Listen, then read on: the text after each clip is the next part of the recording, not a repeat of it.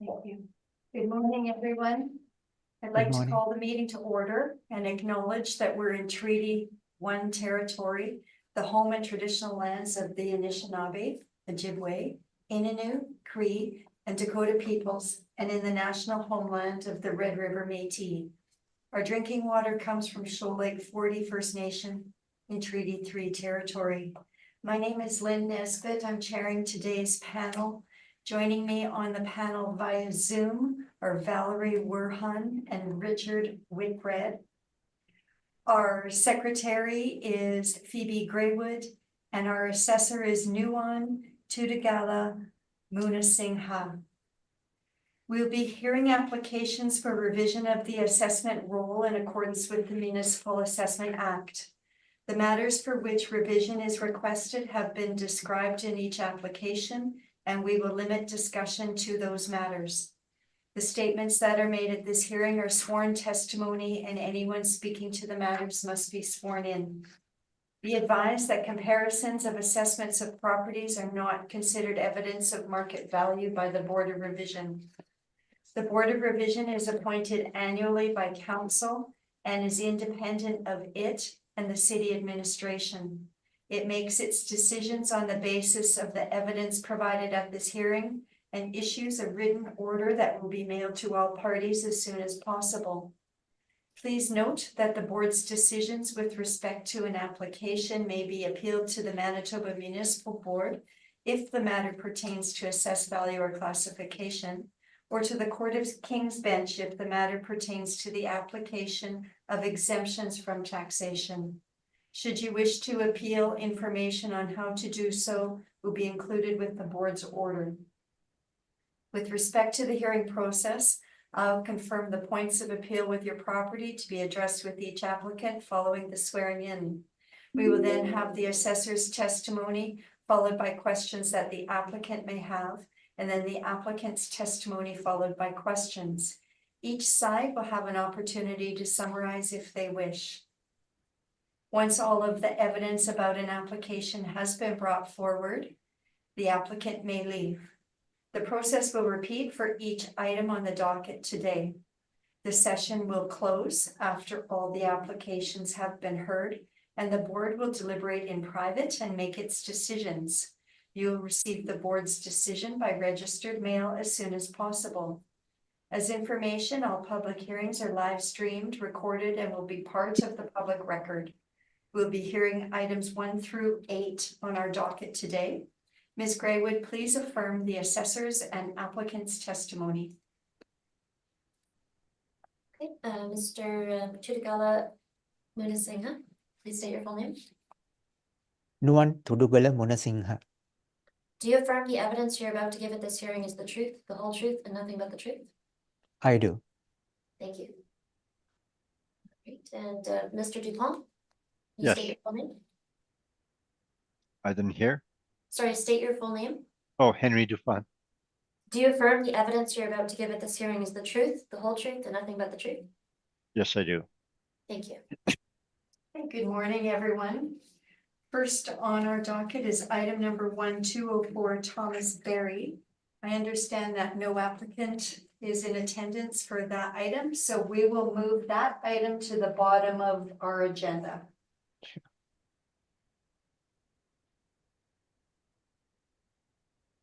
Item number 2 on our agenda, file number 24-3021-156 Thomas Berry Street. Mr. Assessor, whenever you're ready, you may begin with your brief. Thank you, Madam Chair.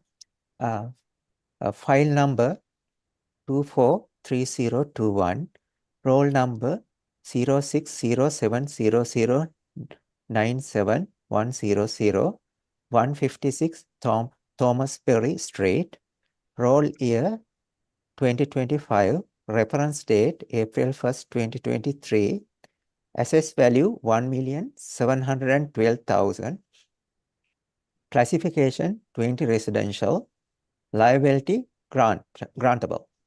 Number of building 1, and that's 2-story building. Actual build year 1977. Number of suites 16. Outdoor parking count 10. In page 2, you can see the location of the property and aerial view of the property. Page 3, you can see request for income information, and there is no sales history on this property. And page 4, you can see income value summary. Average monthly rent per unit 894, and gross potential rent 171,677. We have used 2.6 vacancy rate, and effective gross income comes at 167,213, and we have used 51.37% vacancy, and net operating income comes at 81,316. We have used 4.75 capitalization rate, and estimated market value comes at 1,712,000. So I have to mention here, we normally value, this is social housing, and Manitoba, owned by Manitoba Housing. So we use below average to value this kind of property to account the nature of the property. And when we are using below average, we use lower rent and higher vacancy rate. And page 5, you can see rent comparables, which supported our model rent. And page 6, you can see CMHC rent calculation. And actually, I have to mention something in page 7. I accidentally paste the same chart on page 7. So it should be corrected. You can see this chart should be, it's based on year build, but actually I use it based on total unit count. So I can correct it. Maybe I just correct the bottom line because the bottom chart is right. So weighted average should be 100,110, and monthly total should be 17,770, and year total PGI should be 213,240. And other things are correct.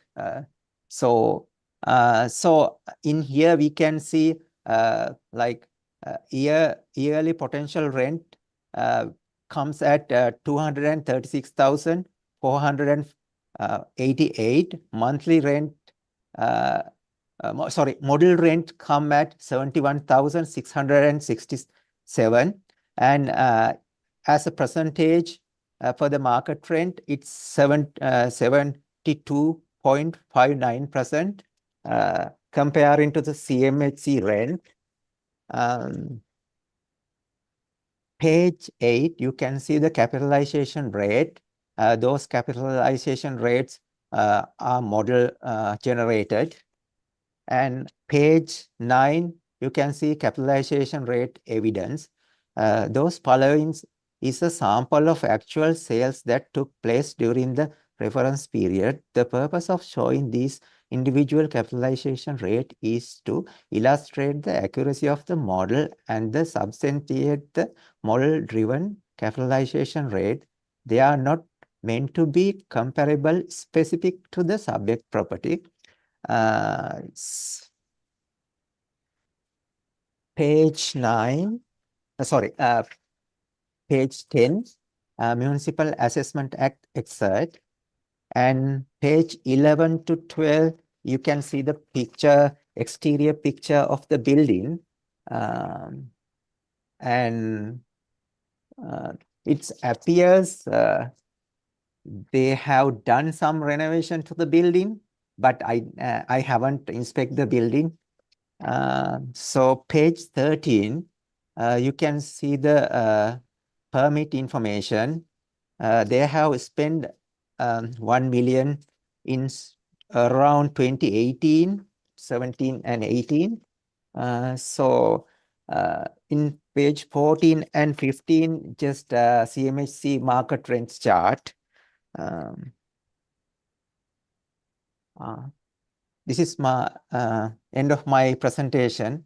I feel 1,712,000 should be fair value for the property. Thanks. Thank you very much. Mr. Dupont, do you have questions for the assessor? Yes, I do. On page 4 of your report, that's your base income approach. Mhm. Now you stated you use lower rents than market. So you do the CMHC rents, etc. And so you use lower rents because of social housing, because of condition, the fact it's social housing, or is there any specific factor that you use lower rents? Like when we are assessing social housing, we don't like look specific factors, but we know those have different kind of, I would say, not problem, right? Nature, right? They have like a lower rent and like sometime high vacancy, and also sometimes like some the cost is higher than to maintain. So those kind of things. So because of that, we normally use like lower rent and higher expenses ratio to count those. No, the vacancy rate that you use is 2.6%. Is that correct? Mhm. Isn't that the same vacancy rate you use for the other properties on the docket here? Isn't this similar to your market rate applied to other properties?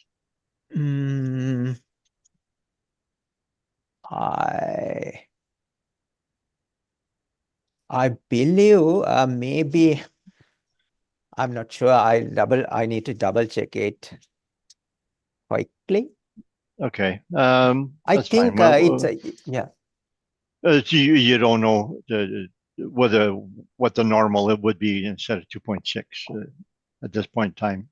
You mean the site is specific vacancy rate? Yeah, Or, what it would be if it were not social housing. not exactly. But what we do, we use the below average apartment, right? So those kind of apartment, kind of similar, not 100%, but that's what we do. Okay. The cap rate you have on your page 7, 4.75, is that the cap rate you use for other apartments of that similar age, etc.? Yes. So you did not adjust the cap rate whatsoever for the fact it's social housing? We don't adjust the cap rate based on the their nature, because what we think, we adjust the income and expense based on that. So we think we don't need to double dip it. So if we adjust capitalization rate, it's also adding some additional things to, reduce to the amount. So that's why we use just low rent and higher vacancy to account those the problems or nature.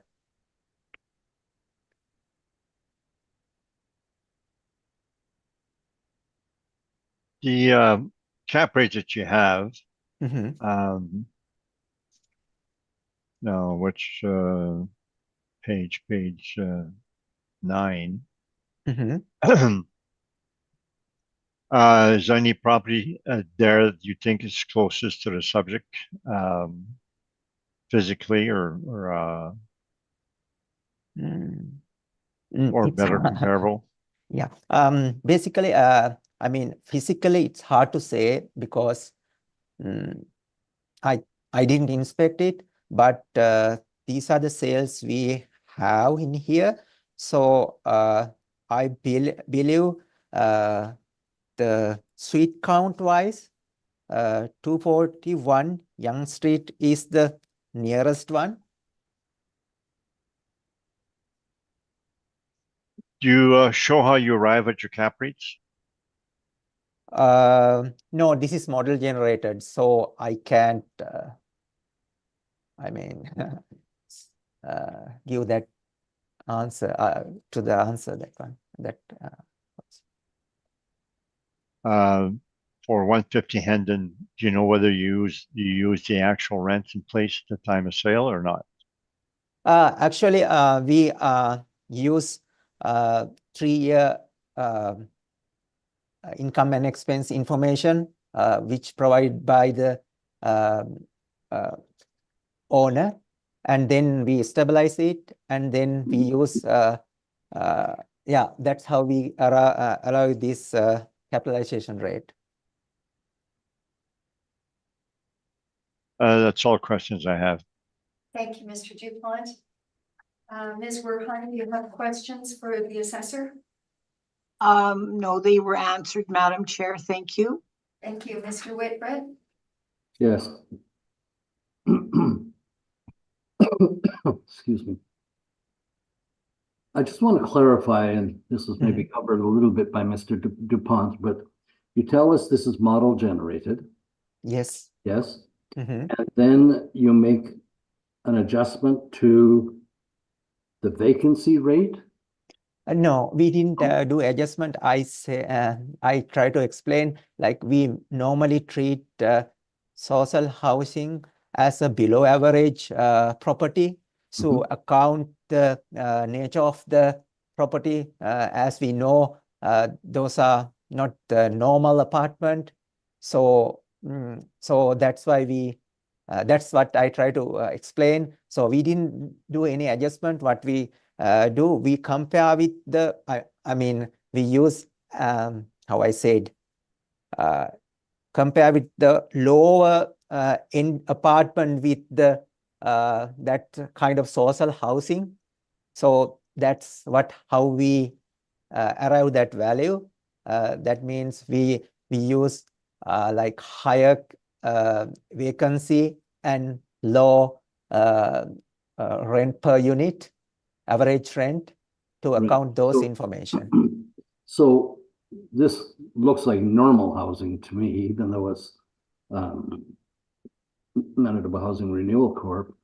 Is it the transient nature of the tenants that is maybe different here than in a normal apartment?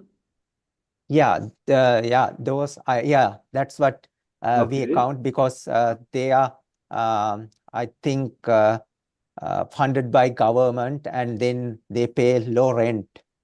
Okay. Now, to me, that would dictate a higher cap rate, would it not?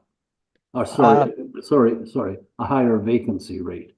If you have tenants that are coming and going frequently, and maybe times when the apartment has to be repaired and it's vacant, would that not call for a higher vacancy rate? I would say so, but like how we arrive this vacancy rate, we enter the vacancy like information from the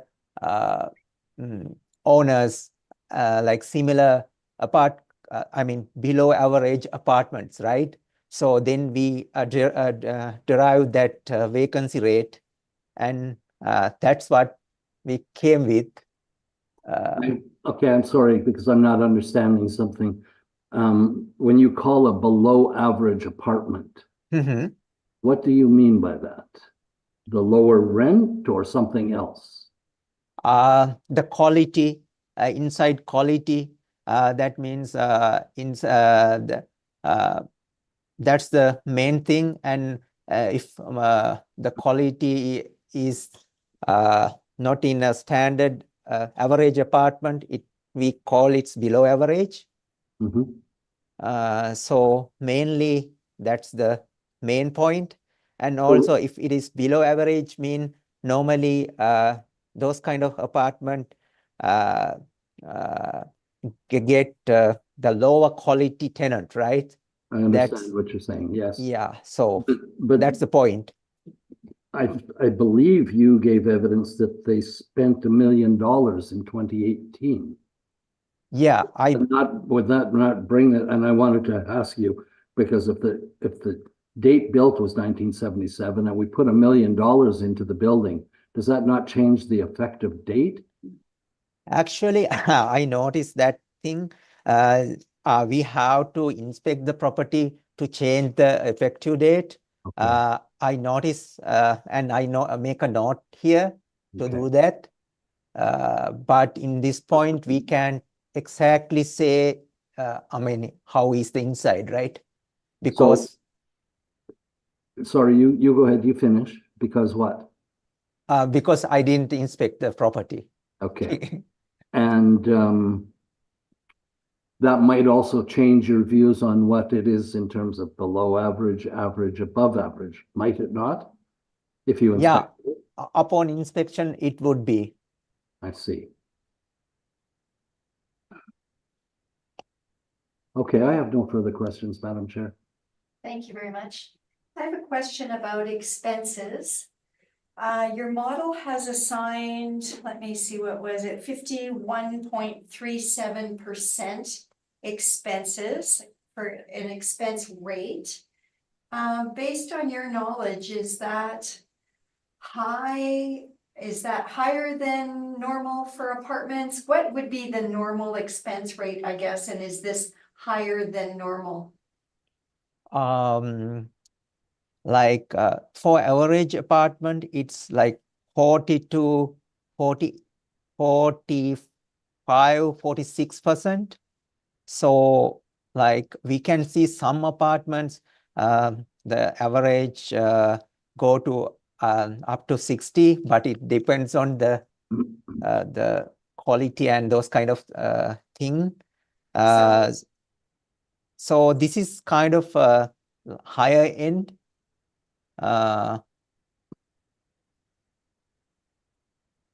Not actually high end, but it's considerably higher side.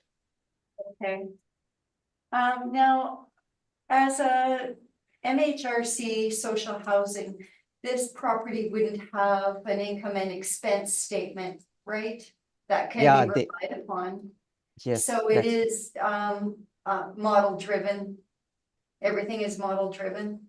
Yes, yeah. Okay. Okay.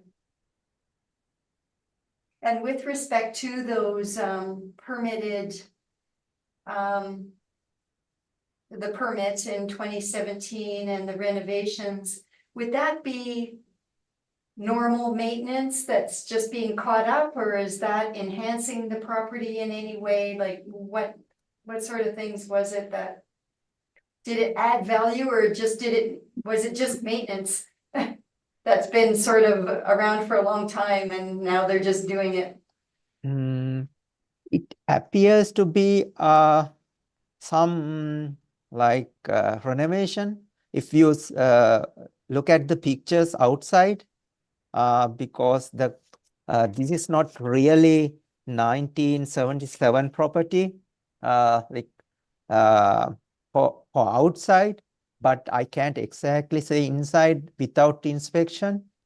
So it appears they have done good renovation because normally they don't do exterior renovation only, right? They should done something inside too. So that's my point of view. Okay, thank you. And as you noted, you don't have interior pictures because you haven't inspected, correct? Yes, that's right. Okay, thank you. Okay, I have no further questions. Mr. Dupont? Can I redirect based on some of Yes, the questions that you asked? If Uh, you, sure. Sure. Page 13, the building permit. Mhm. Description, it says that the alterations, including new bulkheads, so you agree that is not considered renovations. Then the exterior, this is the replacing the balconies, so that the balconies must have been in bad shape. So that replacing the balconies, replacing the sidewalks, and installing asphalt. So those are more structural type. It's not more considered renovations per se. They're just replacing what needed to be replaced. So would you agree that is not a renovation? These are not renovation items. I can't say it's not renovation because when they are doing a structural improvement, it will add value to the property. So basically, this is renovation, but they haven't done maybe anything inside. I'm not sure about that. Uh, uh, I can't agree with 100% with you, but that's what I am looking at it. Okay, thank you. Okay, Mr. Dupont. So I can proceed with mine. Yes, please. Okay, so my report, I had stated that would determine the value at the hearing because the city website did not show how they had arrived at their net income. So therefore, today I accept their revenue and expense. I accept their net income, and the only thing I dispute is the cap rate. So I would use their NOI.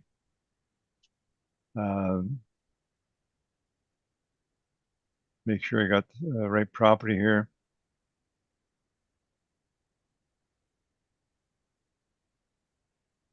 Oh, so page 7, I believe.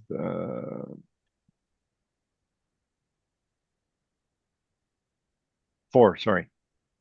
4. So I would use their NOI and the cap rate of 6%.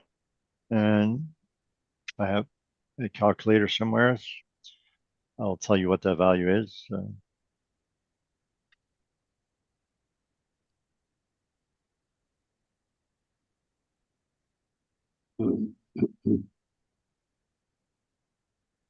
So my value is 1,355,000. 1355. Yes. Okay, thank you.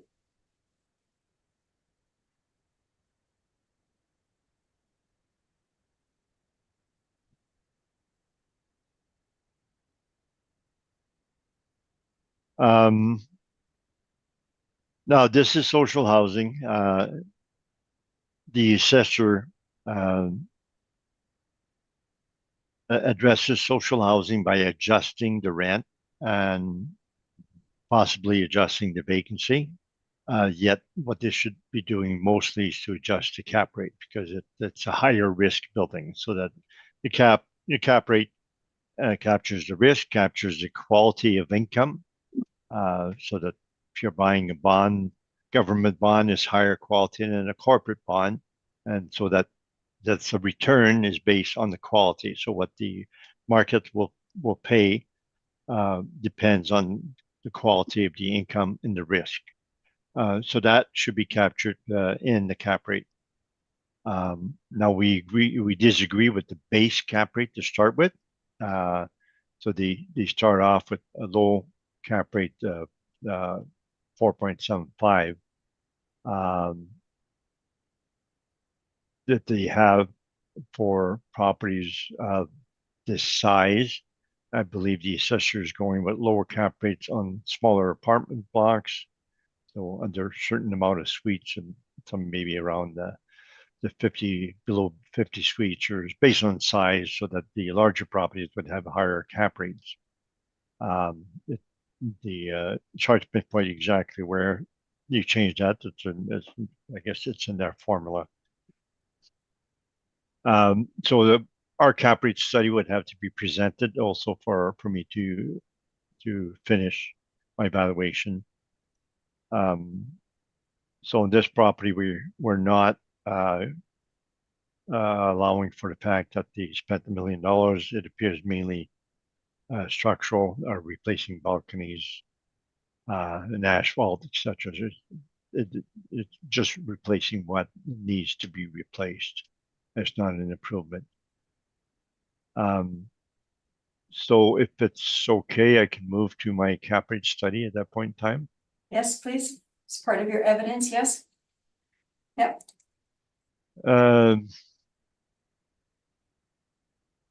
Madam Chair, may I make a comment? Please. This is the cap rate study from Altus that we have seen a number of times, Mr. DuPont. I wonder if Mr. DuPont could do an overview. I'm hoping he's not going to go through the whole 88 or 100-page study. Mr. DuPont? Yes, I'll be brief. I'm aware that the board has seen this before. Thank you, sir.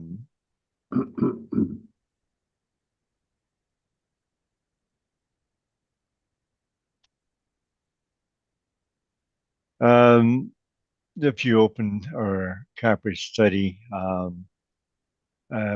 page 5 has the broker's cap rate, so that's quite important. You can see the Collier's cap rate and what they had last cycle, what they have this cycle. And they start 5%, 5 to 6%. CBRE has a bit lower, the low rise B. It's 5% to 5.25. This would be a B for sure, possibly a C. So these are brokers, but normally that's background only. So we have to be looking at the actual cap rate comparables. And we have our cap rate comparables starting on page 11. We showed the cap rates that'll be obtained from that.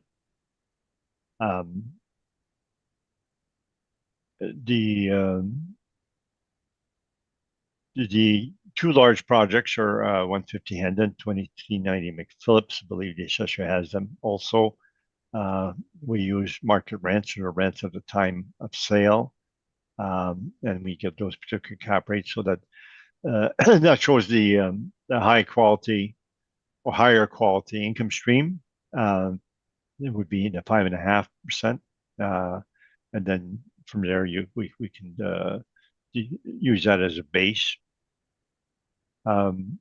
We show in the next page 12 how we arrive at each one. So we don't want to go through all those today, each individual calculation, but they're all done on a site-specific basis based on the information we had. And McPhillips, we use market rents at time of sale. They bought it with the lower rents, and right after purchase, they increased rents. And part of our evidence, we show what the rents they obtain after purchase, and that's what we put it to calculate our cap rate. And 150 Hendon, they had an application for rent increase prior to the sale, and on possession date, the rent had been increased, and that's the rent we use.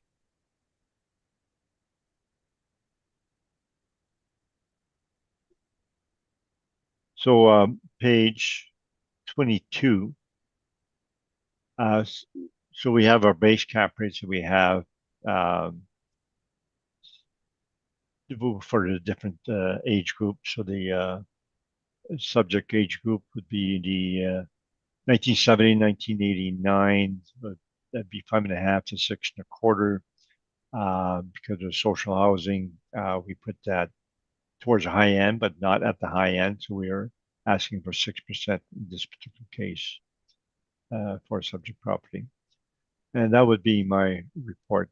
I also have rebuttal on the assessor's cap rate. Okay, so we will get to your rebuttal after we do questions for you Okay, on your main evidence.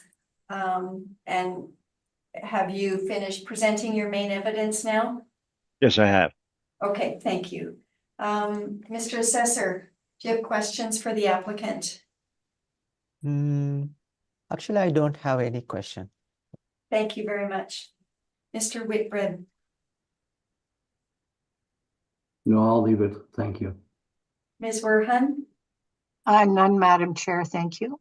Thank you. I have no questions either. So, Mr. Dupont, we can move to your rebuttal evidence, but first give us a minute because we need to receive it ourselves. And I also have rebuttal. That's after. Okay. Yep, we will Okay. deal with your rebuttal following Mr. Dupont's rebuttal. Sure. So is the rebuttal in here? Right. Where is it?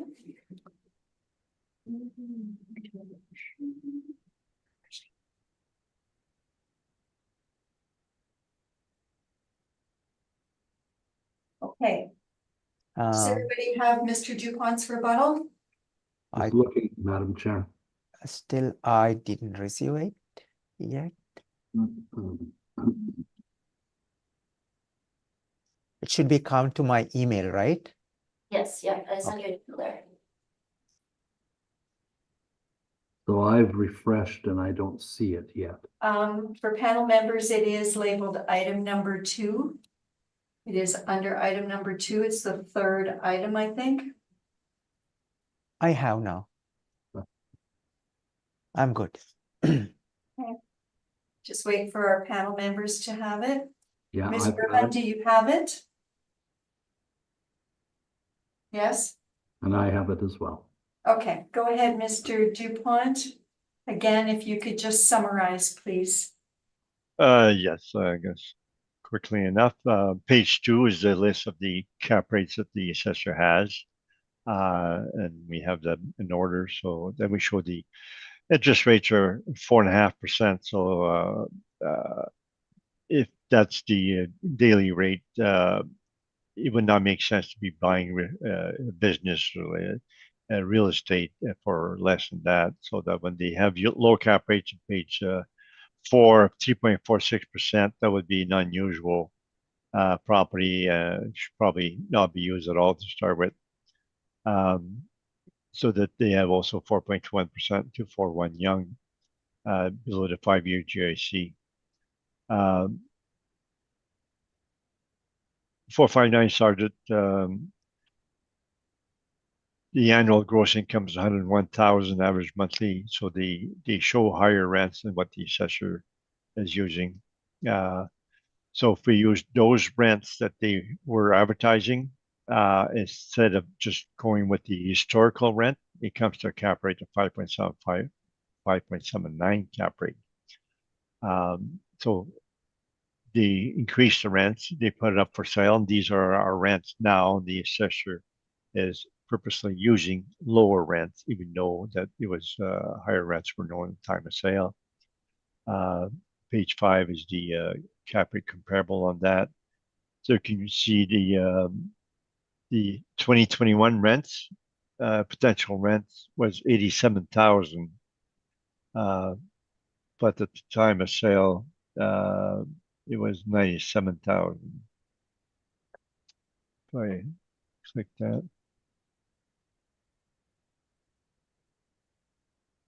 From the MLS, so that the rents increased by 10,000. So I believe it would be only proper to use the rents that known at the time of the sale or time of purchase on top of that. So we have the evidence after that. 150 Hendon, there also we explained that there was a rent increase application a few months prior to the sale, and as of the sale date, the rents had been increased. So that the page 8, you see the spreadsheet. So the rent that they had in 2020 was 596,000, or what they had at the time of possession date was 712,000. They had done some high repair maintenance. If you look at line 27, the repair maintenance had gone from 53,000, 59, went up to 105, 114. So they spent 2 years fixing up the place, and then they were able to increase rent because of the amount of money they spent on the property. And that's what they sold the property at. So it's only proper to use the actual rents at the time of sale. And we have the RTB orders from residential tenants branch that we obtained. So the owner provided that to us. They also provided us the reasons for the decision. So we get the full reason. So they show it's based on the increase in expenses. They show how they arrive at that. And it says the owner applied for 8.34%, and they approve 8.2. So the applications for a rent increase is solely based on facts, and usually it's when there's an application, the approval will be close to what the application is. So the RTB does some tinkering with some of the items and move them around a little bit. So they actually came close to the application. On page 13 shows the order for one of the units. So they issue an order for each unit, so that way they can give that to each individual tenant. And it shows what the rents, what it was and what it's going to. So we obtained actually two, I guess one for each type. So then we have the financial statements, so we can skip that part. And then the 677 Maryland, page 23. So there was the city is using a sale that occurred in 2020. It's an older sale, and it should not be used because there's a more recent sale on March 1st, 2023. So just before the reference date, there was another sale. And that sale price reduced from 2,004,000 to 2,176. So so based on that lower sale price, which is more accurate than the older price, it comes to cap rate 7.11%. If we use the city's NOI and the newer sale, 2023 would be 6.2%. But I believe it's more accurate to use the our NOI, which would be 7.1. 2390 McPhillips, and you've probably heard that many times around. Cities ignoring market rent as actual rents after purchase were increased. And also we had compared with CMHC rents. They were below CMHC rents. They were below the actual rent they bought it at. And the rents were increased 245 to 395 per suite over the pro forma rent. And using those rents, market rents or actual rents after purchase, cap rate's 5.59. So it's part of our direct evidence, and that's what our difference is. Some of the same areas, property was purchased with intent to renovate, according to the next letter. 32 Arden on page 25. The property was renovated right after purchase and it's indicated intention to renovate. This is also an older sale in 2019.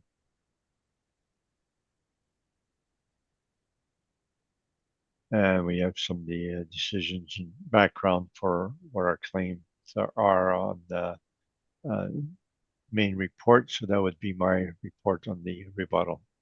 Thank you, Mr. Dupont. Mr. Assessor, do you have questions on the rebuttal? Actually, it's a short time to review this. So I noticed something like Mr. Dupont used information after sale, and if you use after sale income, don't you need to use the after sale expense? And if you use after sale expense, also the normally the purchaser would think the value of property is higher than what they normally they think the value should be increased based on the their view, right? Because I don't think it's proper to use expenses after sale. The what we have done is to use the market rents at the time of sales, and that's market rent should be used at all times. And we have many municipal board decisions to that effect. Is that if we know that the actual rents are below market for one reason or other, we should be using actual market rents instead. So in case of Hendon, they had at the time of buying, so they bought it sometimes in February or something.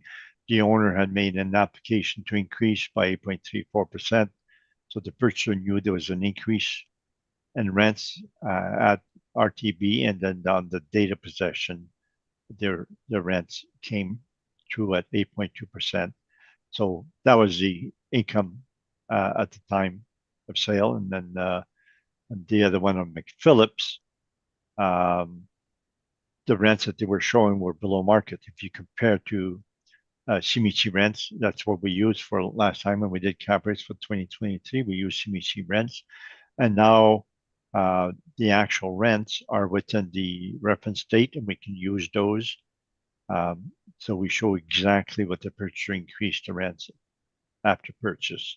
So I think it's just proper to plug in the actual market rents, and we don't need to go expenses, or we should not be going for expenses after the sale. I have another question. So normally, don't buyer look at the historical information to buy making a buying decision? Because, like as example, in McPhillips, we have that's a new building, and they are able to go for the higher rent. And as your point of view, you said they just go with lower rent, and because of that, the new purchaser have room to improve the increase the rent. So in that point, so like in our information, we have historical information, and we go with the historical information. We are not basically use the after sale information. So do you think a buyer normally look the information, that means hypothetical information, right, to purchase the property? Purchaser will use the historical information as their base. For sure, that's one of the main considerations that they have. But any knowledgeable purchaser would be looking at the income stream, especially if at the time of sale of one of the comparables, the listing says the rents are now 10,000 higher than they were last year. So a purchaser would be using those rents when the listing says the rents are higher. And in the case of Hendon, the purchaser had file an application with RTB to increase the rents. They had done the renovations the 2 year prior to improve the property. A purchaser would always look at what usually historical, but always adjust the rents to market rents. And that's what the municipal board has done many times. They do that mainly on commercial properties. Sometimes have older leases that are 5 years old. Apartments never have older leases. They're usually their leases are current every year. So normally an apartment's actual rents are market rents, but sometimes they are not. And when they are not, the proper thing, the ethical thing to do and the proper valuation technique to do is to use a market rents known at the time for purchase. Okay, thank you. Thank you very much. Mr. Whitbread, do you have questions on the applicant's rebuttal? I do not. Thank you. Ms. Werhan, do you have questions on the applicant's rebuttal?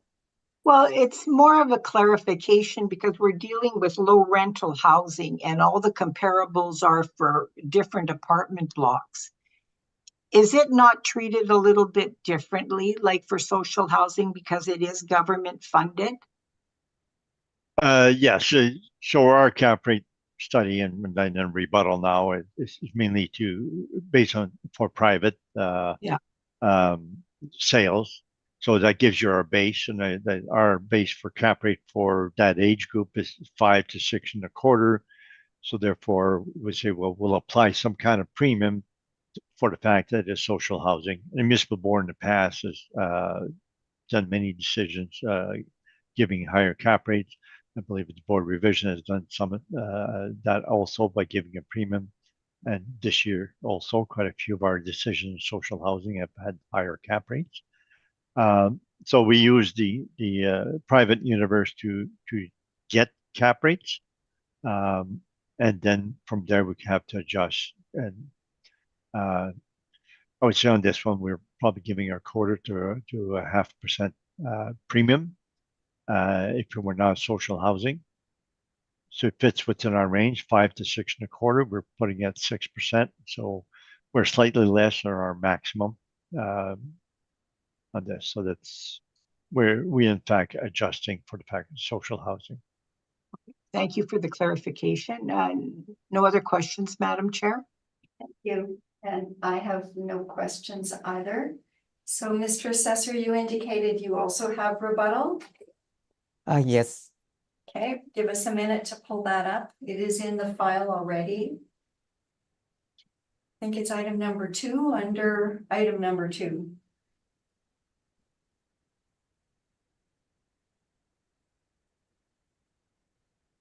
And again, can I just ask you to summarize? You don't need to go through it in detail. If you could just give us a summary, that would be wonderful. Does everybody have the rebuttal now? Yes, yes. Okay, go ahead. Go ahead, please. Everyone good? Okay. Actually, this is our opinion. So this is City of Winnipeg rebuttal for Altus 2025 cap rate sales. You can see the sales we talk about in here. 345 Talbot, 677 Maryland, and 738 Maryland Street, 100 Maryland, 2390 McPhillips Street. Those sales number 1, 2, 3, 4, 5. So basically sales 1 to 3, the Altus has used 1 year of income and expense information to calculate the net operating income. So we think it's insufficient calculation to stabilize net operating income.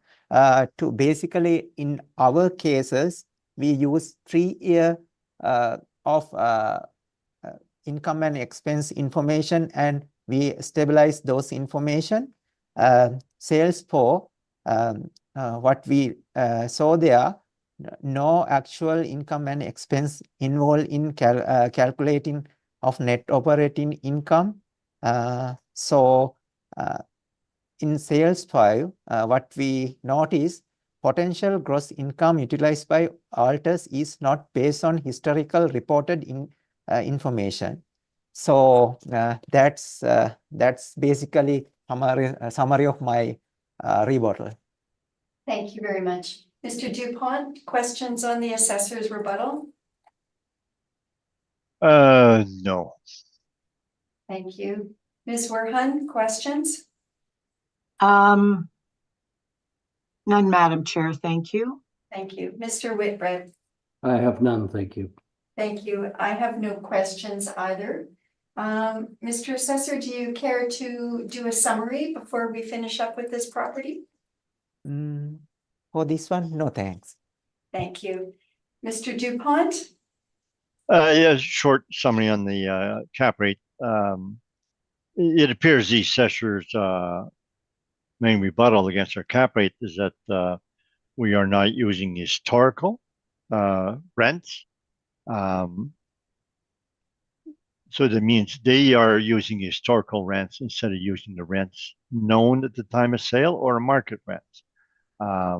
So we have some of the listings where they put the property up for sale and said our rents are now higher than they were a year ago, and the assessor specifically uses lower rents when they know they should be using the higher rents, or when they know there's higher rents in place at the time. So that is totally wrong. Now, there's also a couple of times where we use, or one time where we use market rents, which is the case of McPhillips, and we have good reasons to use market rent because the purchasers increase the rent by a significant amount right after purchase. So if we do a CMHC market analysis, we'd have higher rents than actual, and so is the actual rents that came.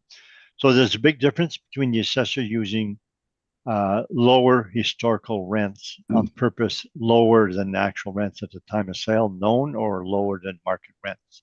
And that's one of the big differences we have this year on our cap rates between Altus and the city. Thank you. Thank you very much. Just a point of clarification, does this rebuttal evidence apply to all items on our docket today? Yes. Yes, it does. And so is my cap rate Okay. study should be for all of them, and I don't Okay, need to so- repeat unless the board wants me to. Yeah, no, we won't want you to repeat, but if Okay. I could, when we deal with each property, we will have to note the fact that there is rebuttal. And if you could just give like a 1 minute or less summary of what's in that rebuttal, just for the record, that will be sufficient. You don't need to repeat the whole thing over again. Just Thank for, to make things go a little faster, but we do need it to be on the record for you. each. To be item. entered as evidence, yes. Yeah. Okay, so just so we're clear on that. Okay, that concludes item number 1. I note that it took about an hour, but we did go through rebuttal and the cap rate study in some detail. So I'm assuming that the next number of items on our docket will go faster than that. Okay, so we'll move now to item number 3. Mr. Tugala, when you are ready, please. Thank you, Madam Chair. File number 241393. Roll number 06080445000. Address 354 Enfield Crescent. Roll year 2025. Reference date April 1st, 2023. Assessed value 1,608,000. Classification 20 residential. Liability taxable. One building's inside, that's 2-story building. Actual build year 1964, and number of suites 16. I have recommendation for this property. Based on actual income and expenses, the value should be revised to 1,432,000. The reference on page 9. Okay, if you could take us through your page 9 first, Mhm. and then we'll ask Mr. Dupont if he accepts the recommendation. Yeah, I have used actual potential gross potential income 160,025, and I have used 2.6 vacancy rate, and effective gross income comes at 155,864, and total expense come at 84,951, and based on those information, net operating income comes at 70,913. I have used a 4.95 cap rate. Based on that cap rate, the value comes at 1,432,000. That's market value for suite. It's 89,500. Okay, so Mr. DuPont, the assessor has made a recommendation to reduce the assessment to $1,432,000. Do you accept the recommendation? I don't accept the recommendation, but I accept this net income. So that should make it easier for the board. Yes, his net income is about $900 more than yours. Right. So it's a small amount, so I will accept that. And Okay, then, so so I will, you would like to proceed on cap? yeah, cap rate only. Okay, so Mr. Tagala, perhaps you can focus the rest of your evidence on the cap rate, please. Sure, I'll go quickly. Page 2, request for income information, and page 3, you can see the location and aerial picture. And page 4, income value summary. I'm not going to read one by one. And page 5, rent comparables. And page 6, capitalization rate evidence. Capitalization rates. Those are model driven. And page, it's in page 6, sorry. Page 7, capitalization rate evidence. Those, the following is sample of actual sales that took place during the reference period. The purpose of showing these individual capitalization rates is to illustrate the accuracy of model and substantiate the model-driven capitalization rate. They are not meant to be comparable specific to the subject property. I believe for 59 Sergeant and 21 Young support our capitalization rate. So page 8, Municipal Assessment Act excerpt. Page 9, the workups for recommendation. And page 10 to 17, income expense information. That's end of my presentation. Thank you. Thank you very much. Mr. DuPont, questions, please. No questions. Thank you. Mr. Whitbread, I have none, thank you. thank you. Ms. Werhan, None, Madam Chair, thank you. thank you. My only question, Mr. Tagala, is why did you decide to make this recommendation based on the actual INE? Like, what led to that? Was there something that jumped out at you that your model didn't capture properly, or? Yes, because comparing to their actual, we are kind of in a higher end. So because of that, we need to find the fair value for the property. That's what we thought. That's what I thought. We have to do the recommendation for the Okay, property. and was it on the expense side that was the issue mostly? Yes, income and expense both little bit out of range, as I remember. And specifically on the expenses? Yes, yes. Okay.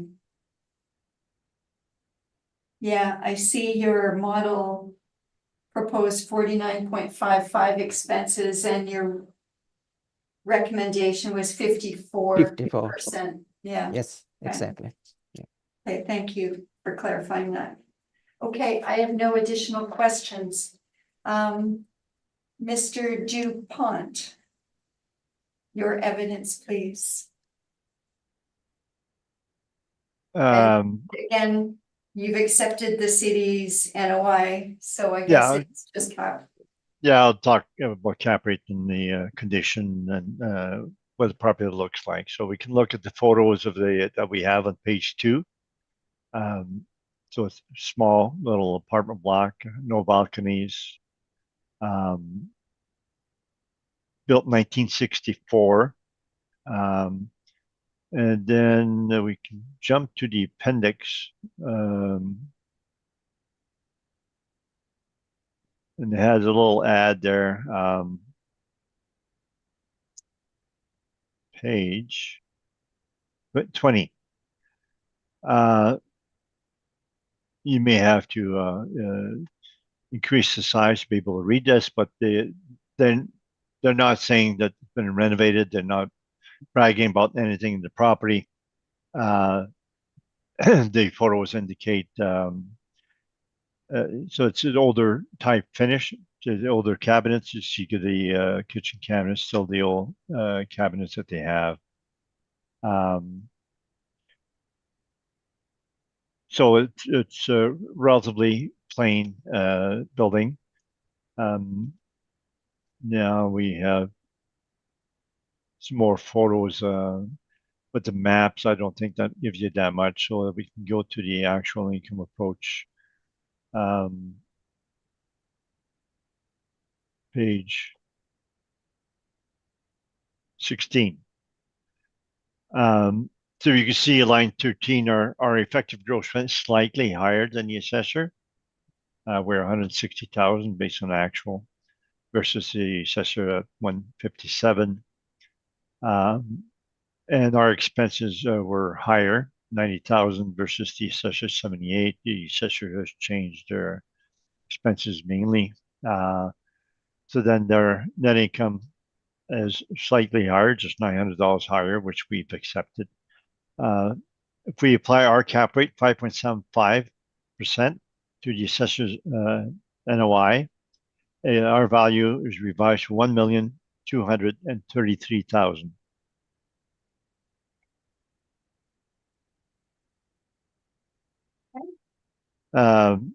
So we can go back to the cap rate page 14. So that's the cap rates that we have from our cap rate study for the different age group. Subjects fits in 1960, 1946, 1969, and rates for that is 5.75 to 6.5. We're giving it a lower cap rate in that category. We see condition is good with older cabinets and flooring. Parking is relatively good at 94%. Suite mix is relatively good. Suite size is not bad. The rents are in the $100, so it's not a renovated because the rents are on the low side. So the low rents also speaks to its condition. So it's not a higher than normal condition because of those rents. So we apply 5.75%, and that's our value. Thank you. Thank you, Mr. Dupont. Mr. Tagala, do you have any questions for Mr. Dupont? Yes, in Alta's cap rate study, page 12,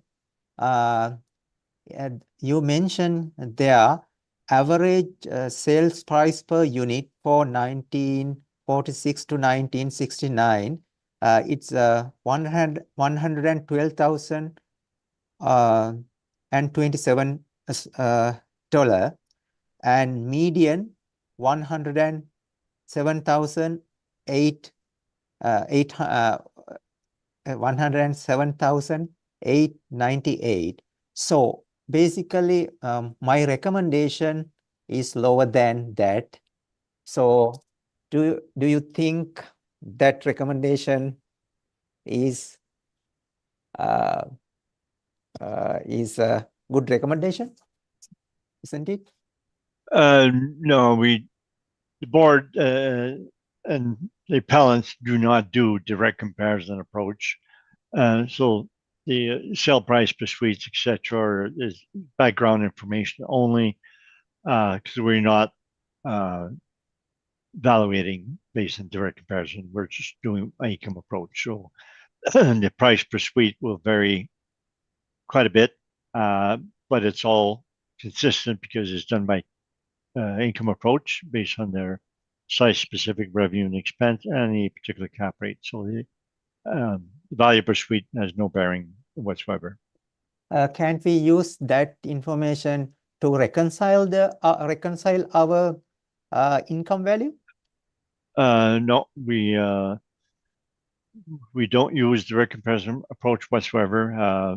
I used to do appeals back in 1991. We used to go to municipal board. We'd argue both assessor and myself would argue direct comparison income approach, and the municipal board consistently applied income approach at all times, and that's so that we stopped using direct comparison approach back in 1993.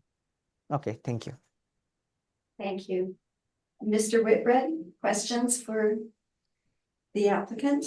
I have none, thank you. Thank you. Ms. Werhan? None, thank you. Thank you very much. I have no questions either. So now we are going to Mr. Dupont's rebuttal. And again, Mr. Dupont, just a very, very quick summary.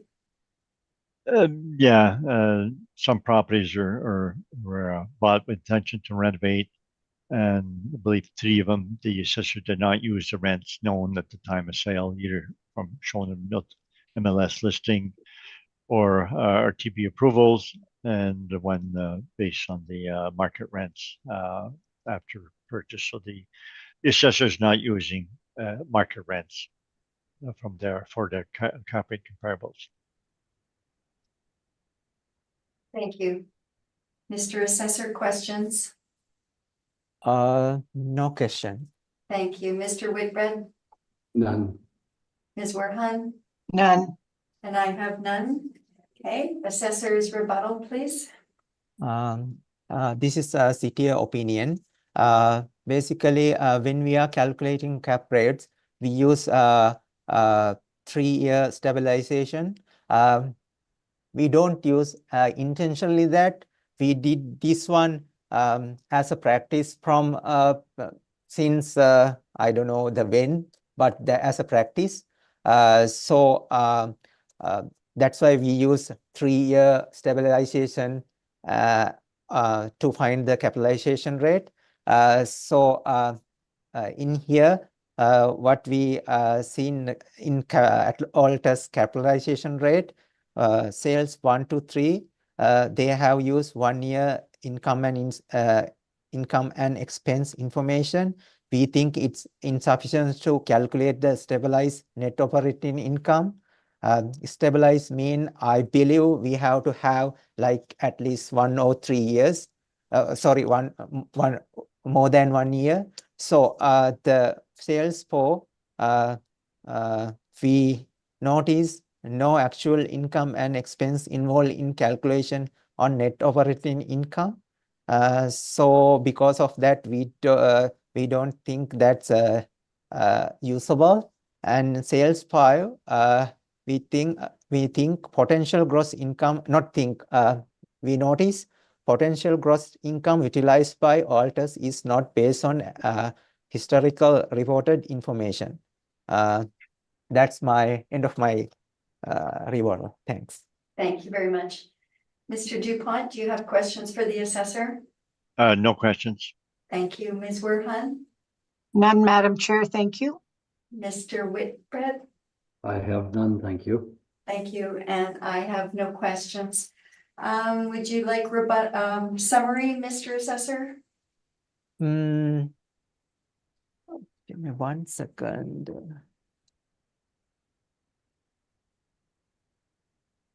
No, thanks. Thank you. Mr. Dupont? No, thanks. Thank you. That concludes item number 3.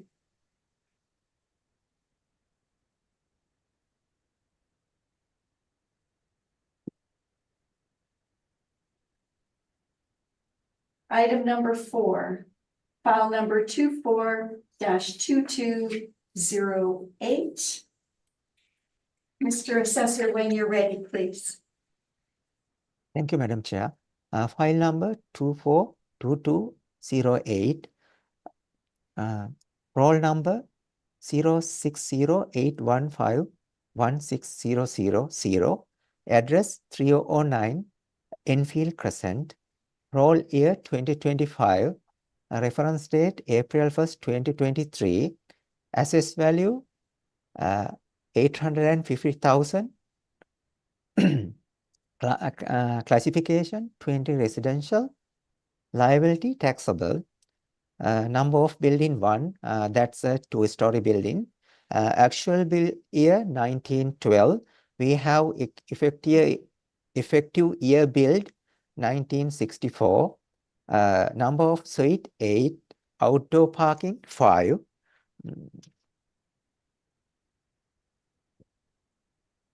Page 2, you can see the location of the property and the aerial picture of the property. Page 3, you can see request for income information. You can see subject sale history. The property sold in 2016 for 794,000. That's arm length sale. And you can see the income value summary. Average monthly rent per unit $876 and gross potential rent 84,157. Vacancy rate 2.6. Effective gross income 81,969. Expense ratio 50.51%. Net operating income comes at 40,566. We have used 4.75 capitalization rate. So based on that capitalization rate, estimated market value here comes at 854,000, and market value per suite 106,750. You can see on page 5 rent comparables. The model rent supported by market rent. And page 6, you can see capitalization rates evidence. Capitalization rates. Those are model driven. And page 7, capitalization rate evidence. Those following is a sample of actual sales that took place during the reference period. The purpose of showing these individual capitalization rate is to illustrate the accuracy of the model and substantiate the model-driven capitalization rate that are not meant to be comparable specific to the subject property. I believe 727 Sargent Avenue supported our capitalization rate. And page 8, Municipal Assessment Act excerpt. And page 9, you can see the old permit. And this is the why we have effective age on it. Page 10, also the permit information. Page 11 to 17, picture of exterior and interior picture of the building. In page 12 and 13, you can see it appears to be renovated. Those pictures show newly renovated interior pictures. So page 18, this is 2022 income and expense information. If you you can notice the capitalization cost is 74,365. It's bottom of the page, and also you can notice the higher vacancy there. The vacancy is 15,635. So it appears they have done some renovation on that year, and in 2021, it appears that's a normal operation for the property. You can see the net operating income there, 40,662. And the capital cost, you can see in the bottom, 5,289. And that year, I believe the net operating income supported our model net operating income.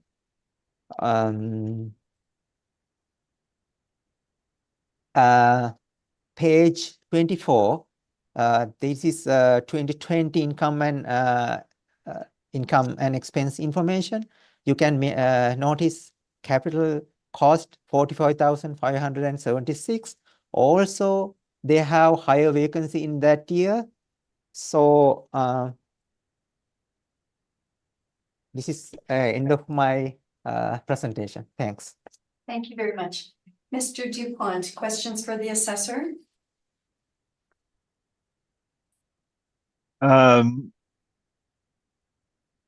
Did you check the subject rents to market rents? And do you agree with whether the actual rents are at market?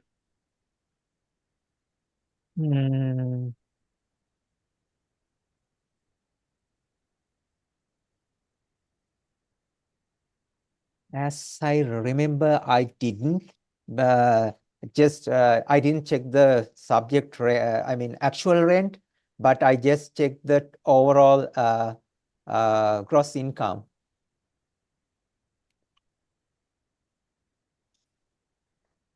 Now you have a relatively low cap rate on this, 4.75. And it's only 8 suites. Is the city cap rate lower for smaller property like this? What we notice, if you take a look, my page 7, those sales arranged by date, you can see the cap rate trends, like when suite counts small, cap rate is small. If when suite counts is higher, cap rate's going higher. I believe because of bigger property has overall higher risk, and small property has overall risk is lower than the bigger property. So that's might be the thing. We are using like actual sales and historical information. Based on that, that's what I can see. No, I believe the question was, does the city computer model allow for a lower cap rate for smaller properties like the subject, strictly due to the size, either number of suites or square footage? Would you agree that's the city's policy to do that? I'm not 100% sure. We don't have, I mean, policy. Basically, what we do, we input the information, right? That's a regression analysis. So we input each information and also the characteristic of the property, right? So basically, I'm not the modeler, but I believe what will model do based on the characteristic of the property, the model pick the value. So we can't exactly say, I can't agree with your comments on that. That's all questions I have. Thank you, Mr. Dupont. Mr. Whitbread, do you have questions for the assessor? I have none, thank you. Thank you. Ms. Werhan? I just have a couple to do what he mentioned, the characteristics of the building.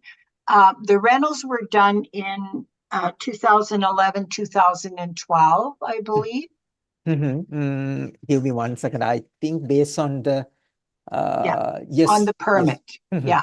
And then your pictures are from that time, 2011, 2012? No, that's the current picture. That's another thing I have to mention there. I believe we have to inspect this property based on the capital cost cost they have spent. I believe they have done a renovation in around 2020 to 2021. I'm not exactly sure, but this information from you can see the website information on page 11. Those pictures from that website. In Oh. page 11, top of the page 11, you can see the www. Okay, okay, thank you. And you don't have, or you don't know what the cost of those renovations were at that time then? No, I checked the permit. I didn't find any, but I believe we have to inspect the property. Okay, so it was inspected by your, Not yet. I'm sorry, I misunderstood what you said. You said you Yeah. have to inspect the property. Yeah. Okay, Yeah. very good. Thank you so much. Thanks. Thank you. And I have no questions. That's all, Madam Chair. Oh, yeah, thank you. Sorry, I have no questions. So Mr. Dupont. To my brief, you can go to first page. Shows the building was built 1912 and it's got an effective age 1965. Shows the exterior, so that's the area at St. Boniface off Marion and Goulet have a whole bunch of older walk-ups. Most of those have been renovated, and they were pretty much in sad shape a long time ago, and they brought them up. So they did some of the exterior there with some gray over the white, and the photos we have now is current, and it shows the vinyl planking, etc. We'll go through that. So they spruce them up at the time. The owner of this property that bought this property also owned other properties in the area. So he had extra motivation because he was assembling properties in the area. So he would have maybe some economies of scale from operating that. So we have a few photos there, page 5 and 6, etc. And then we should just maybe go to the appendix, page 20. It starts with the ad that they have on this property. Now they don't seem renovated. They see apartment amenities, air conditioning, modern finishing stainless steel appliances, standard shower and bathtub, modern ceiling fan, and new fan.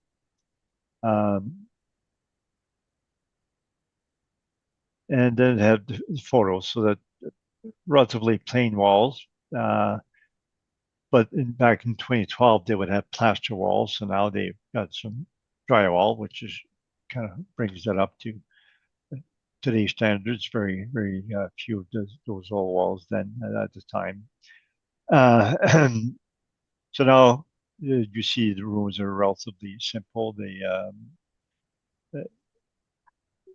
The rads at the bottom, the floors, the kitchens on page 23. So the kind of a modern flat white cupboards. The countertops relatively normal also, but I mean it's not old anymore. So that's what they're putting out to rent. So what they are able to get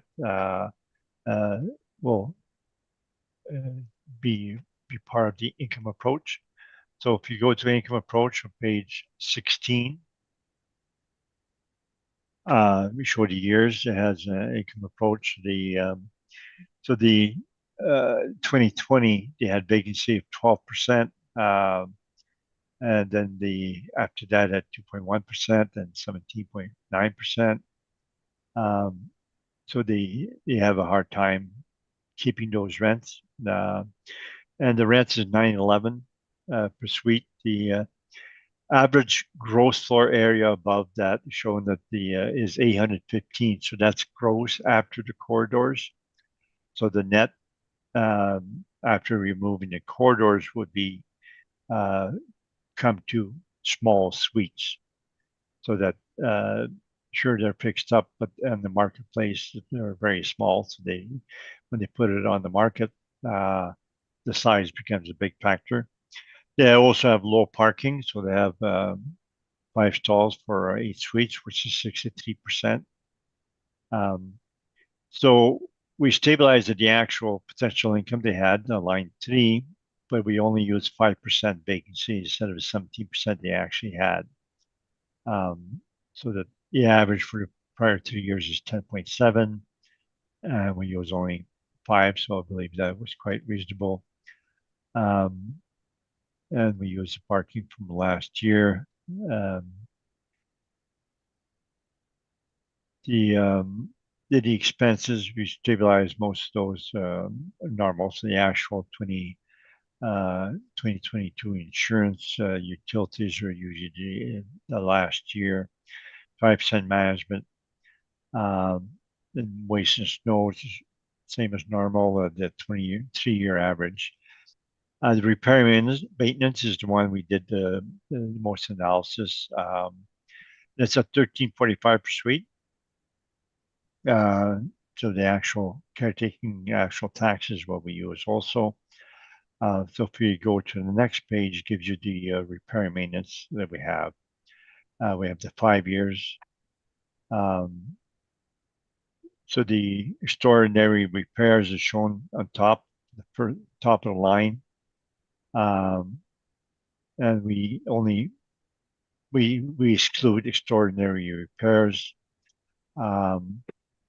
The subsequent year, 2023 income, it's after reference date, but the rents did not go up. The remaining R&M shown at the bottom, you see all the years, the repair maintenance per suite was 1,600, 1,100, 1,400, 921, 1,677. The average is 1,345. So they're spending quite a bit of money. $1,345 per suite is what they're spending to maintain those particular rents that they're getting. And they have to because the vacancy is a bit on the high side, even though they're keeping these properties well maintained. So we have to match the repair and maintenance, which is what is obtaining those rents above. So we have slightly higher rents in the assessor, line 13, we are at 85,000. And the assessor's at 82,000. So we have slightly higher EGI. For our expenses, that we stabilize as 54,000 versus the assessor 41. So the assessor's got very low expenses. So that in the end we have 10,000 less NOI.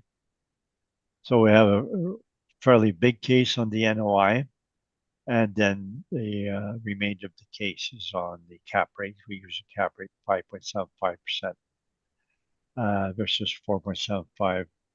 I believe our files go back many years. We did it for the purchaser after they purchased the property. We did appeals. We went to municipal board. We've been handling this for many years.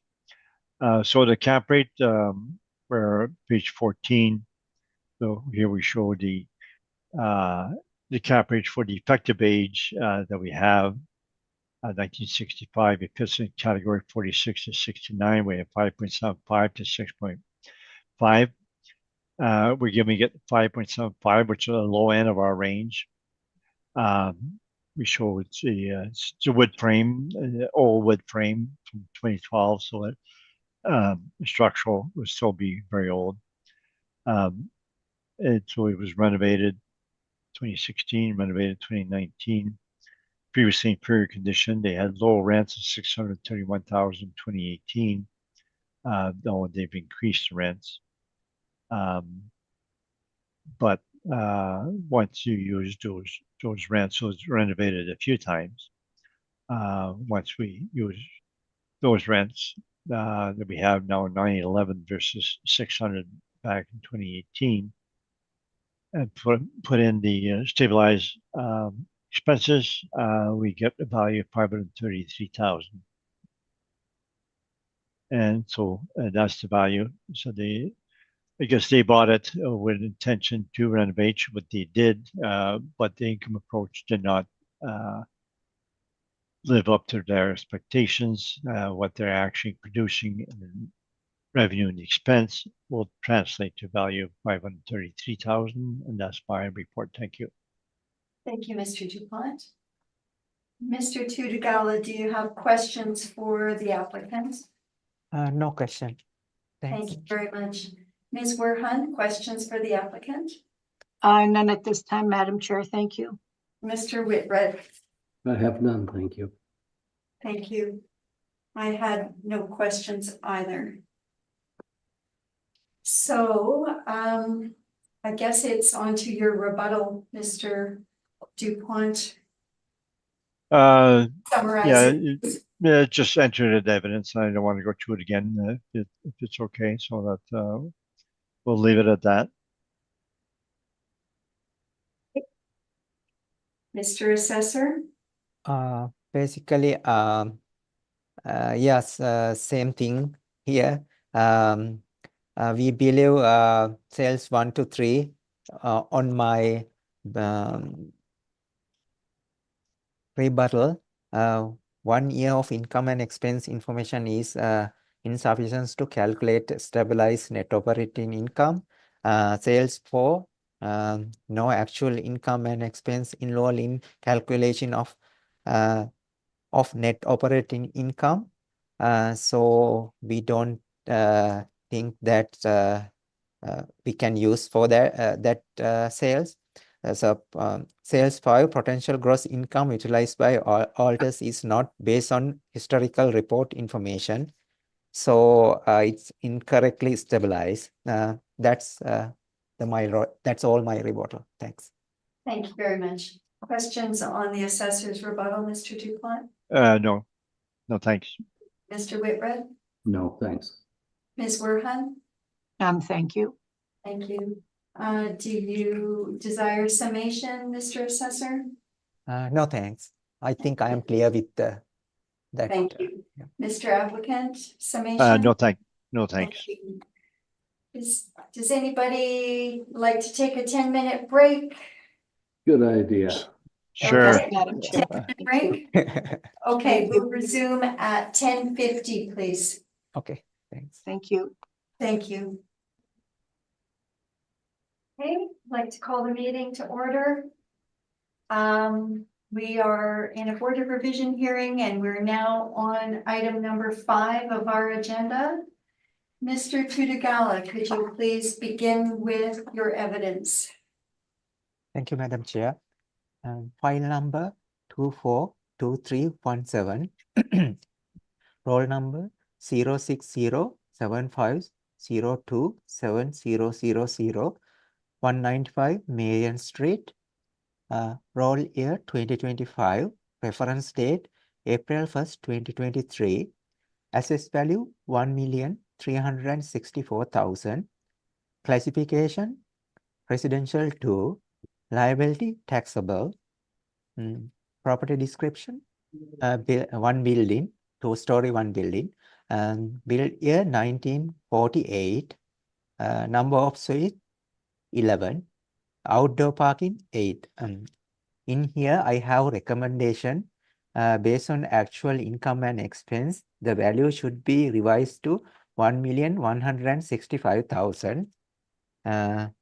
Reference to page 10, may I go ahead and read it? Or Yes, please.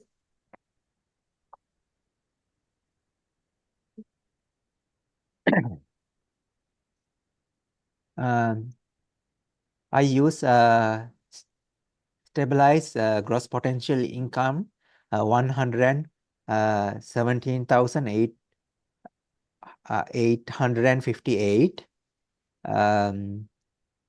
I have used 2.6 vacancy rate. Based on that information, effective gross income comes at 114,793. Total expense is 57,706. Expense ratio 50.27. Net operating income comes at 57,087.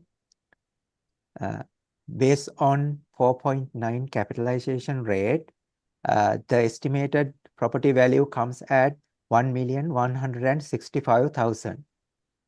Thank you. Mr. Dupont, the assessor has made a recommendation to reduce the assessment to 1,165,000. Do you accept the recommendation? No, I accept the NOI, but I will use a different cap rate, 5.75 cap rate. Okay, Mr. Assessor, if you'd like to just focus the balance of your presentation on cap rate only, please. Sure. So page 2 and 3, page 3 income value summary.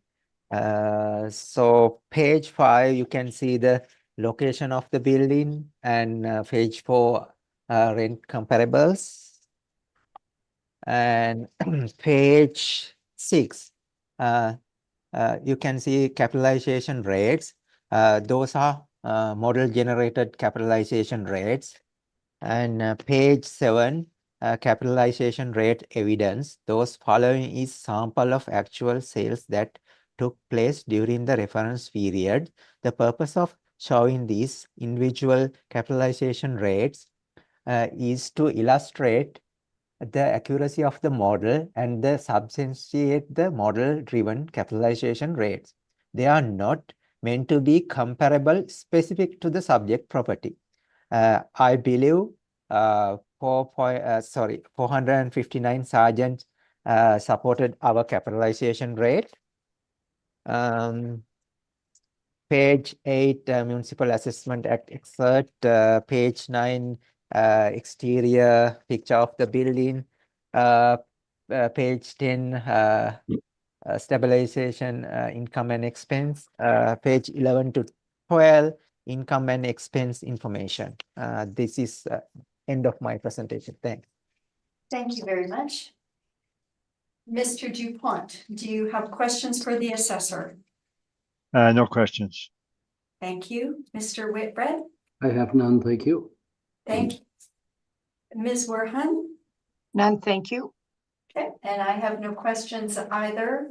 So, Mr. Dupont, and you noted that your issue now is just with respect to cap.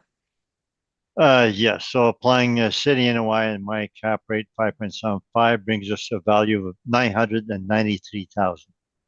It's my revised value.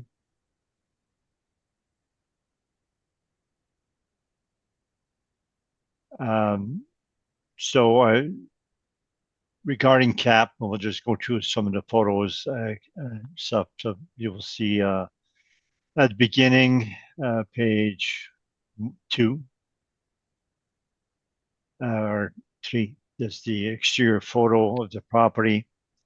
It's an older stucco building, wood frame, and then we have some photos, page 19.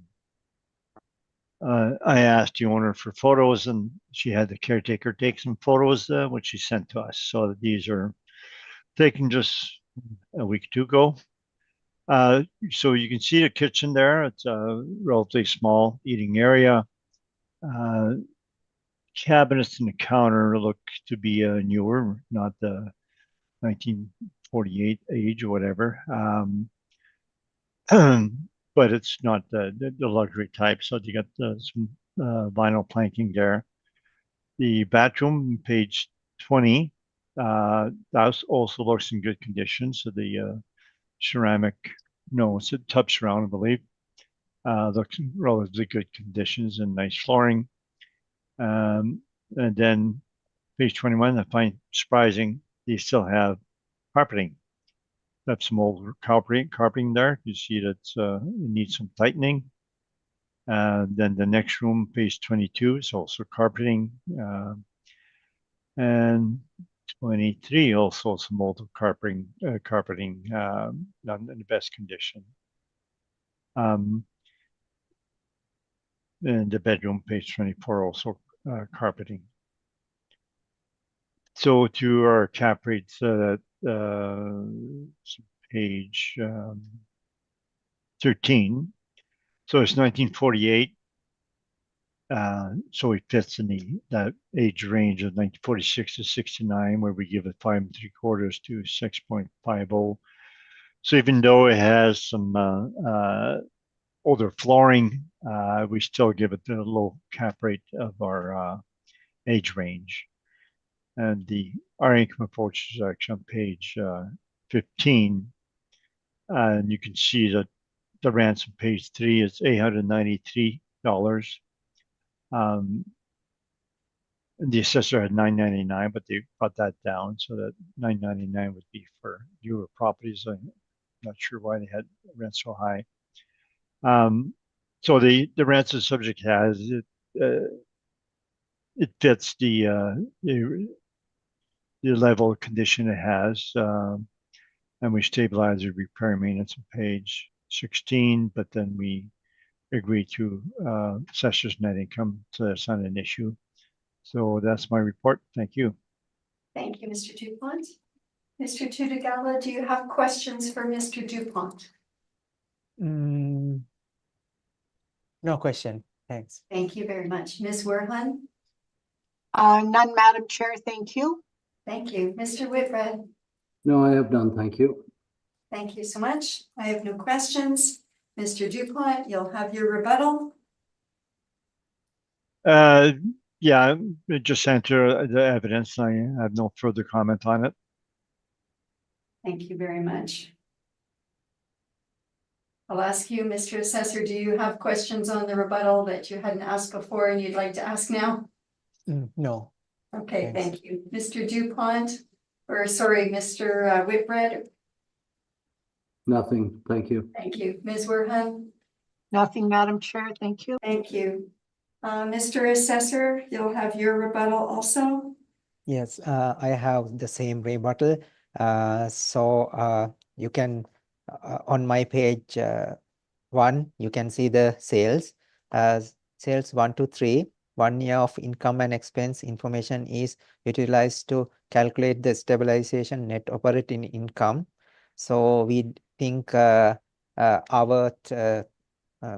is not a very good approach. So sales 4, no actual income and expense involved in calculation in net operating income. And sales 5, potential gross income utilized by alters is based on historical report information. That's all my rebuttal. Thanks. Thank you so much. Mr. Dupont, questions on the rebuttal? No, thanks. Ms. Werhan? None, thank you. Mr. Whitbread? No, thank you. Thank you. I have no questions on the rebuttal. Desire for summation, Mr. Assessor? No, thanks. Thank you. Mr. Dupont? No, thanks. Okay, thank you. That concludes item number 6. Sorry, item number 5, my apologies. Concludes item number 5. Item number 6, file number 24-2171. Mr. Tutagala, when you are ready, please. Thank you, Madam Chair. File number 242171. Roll number 0608151 5000. Address 331 Marion Street. Roll year 2025. Reference date April 1st, 2023. Assessed value 1,202,000.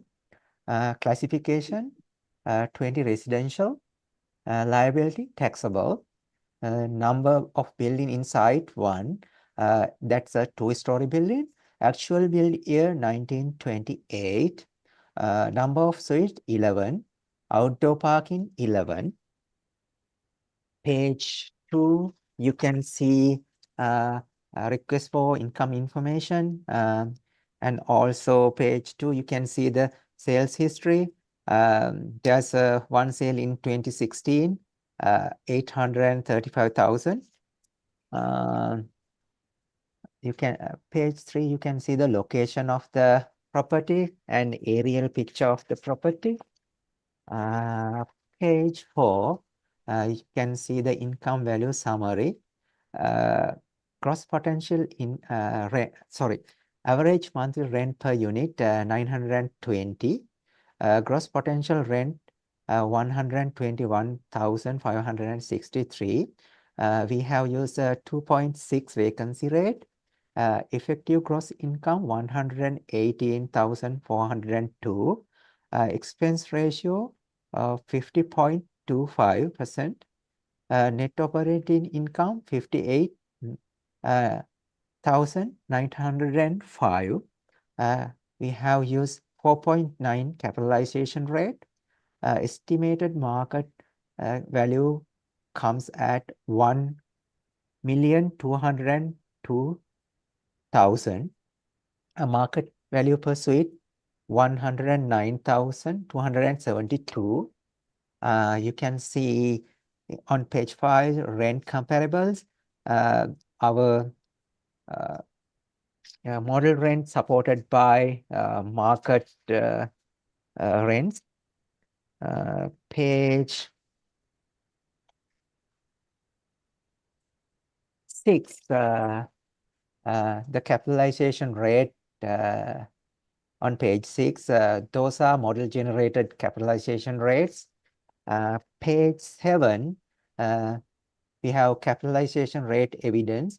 Those following is a sample of actual sales that took place during the reference period. The purpose of showing these individual capitalization rate is to illustrate the accuracy of model and substantiate the model-driven capitalization rate. They are not meant to be comparable specific to the subject property. I believe 459 Sargent is the support our capitalization rate. Page 8, Municipal Assessment Act excerpt. Page 9, you can see the picture, interior and exterior picture. This is from the website. It appears to be renovated. Until page 12, we have interior picture, and page 13, we have income and expense information, and on page 13, that's a 2022 income and expense information. They have spent 56,444 capital investment, and page and also I have to mention their net operating income supported our net operating income. That means model generated net operating income. And also in page 16, that's 2021 income and expense information. And they have spent 49,392 on capital expenses. And the 2021 net operating income also supported our net operating income. And same thing here in 2022 2020, that's net operating income supported our net operating income. And in 2020, they have spent 47,000 capitalization, capital expense. This is end of my presentation. Thank you. Thank you very much. Mr. Dupont, questions for the assessor? You have this property listed age as 1928, and your cap rate is 4.9%. Doesn't the assessment department have a lower cap rate for pre-war properties?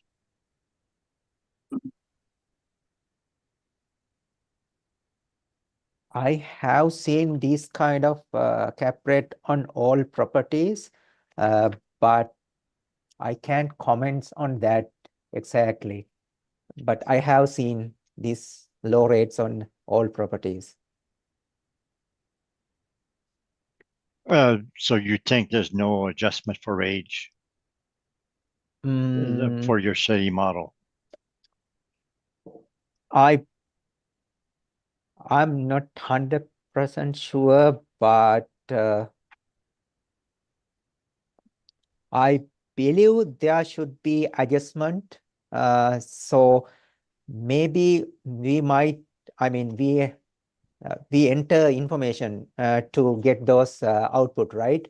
We might have same kind of sales to get that output. Maybe that's why we have that cap rate, but I mean, I can't exactly say because I'm not the modeler. Yeah, that's what I can say for that. No further questions. Thank you, Mr. Dupont. Mr. Whitbread, do you have questions for the assessor? I have none, thank you. Thank you, Ms. Werhan. Just more for clarification again, the assessor is stating it's a 2-story. The picture is showing 3 levels. Oh, I'm just making sure that I have the right pictures uh, on your page 3. mm, No, it's sorry, that's Altus Group, but it's still showing as 3 levels. And you're showing 2. I believe that's the bottom level should be basement. But it's used as leasable square footage though, right? Yes, but when we are adding building, normally if it is above the ground level, we just use like as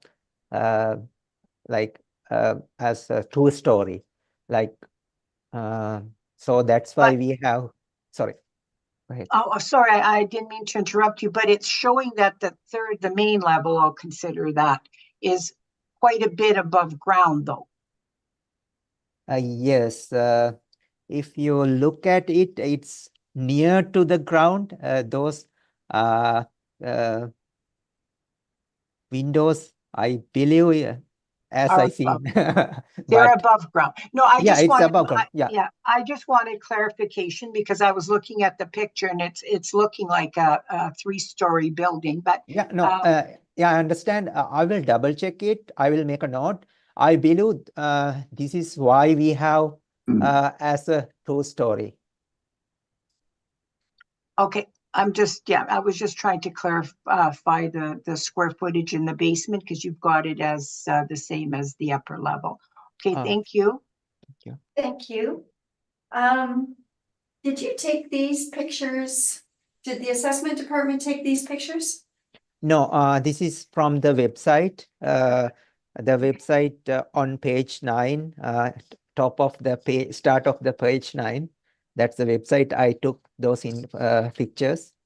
Okay. It appears renovated. We can see the electric heating and like newer bathrooms, newer floorings, ECT. Have any permits on file to see what's been done? Actually, I checked, but I couldn't find any permits. And so would it be likely with this renovated bathroom that there would be new plumbing, new electricity, all that put in? It should be because if we put, as my general knowledge, if we put the electric heating, they should have separate higher amperage electricity line. As I know, I believe they have done some renovation to electrical too. Yeah. Okay. Thank you. I have no additional questions. Mr. Dupont? Yes, so we have a higher net income than the assessor, so we're down to cap rate. So we can maybe just look at the photos and the physical condition, etc. So the photo we have on our page 2 indicates that it's 2.5 story. But the assessor's square footage, they show 2 floors at 3,300 per floor and 1 floor in the basement, so that the total square footage adds up. Normally, the assessor, I believe they call that 2.5 story. I don't know if they do or not, but we do. So when it's half the floors in the basement, and only the windows stick out, we call it the half. So built 1928. And then we can go to the appendix and we go to this same ad that the assessor had, which is page 20.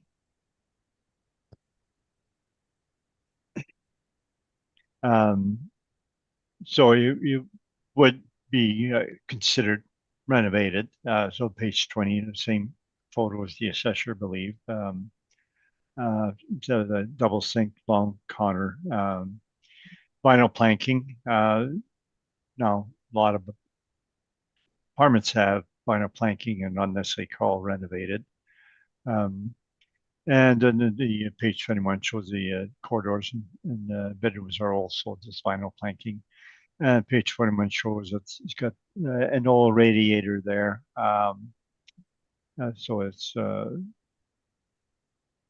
by rads there. And then next page says the bedroom and bathroom. It just shows a little bit of the bathrooms, all white cabinets, etc.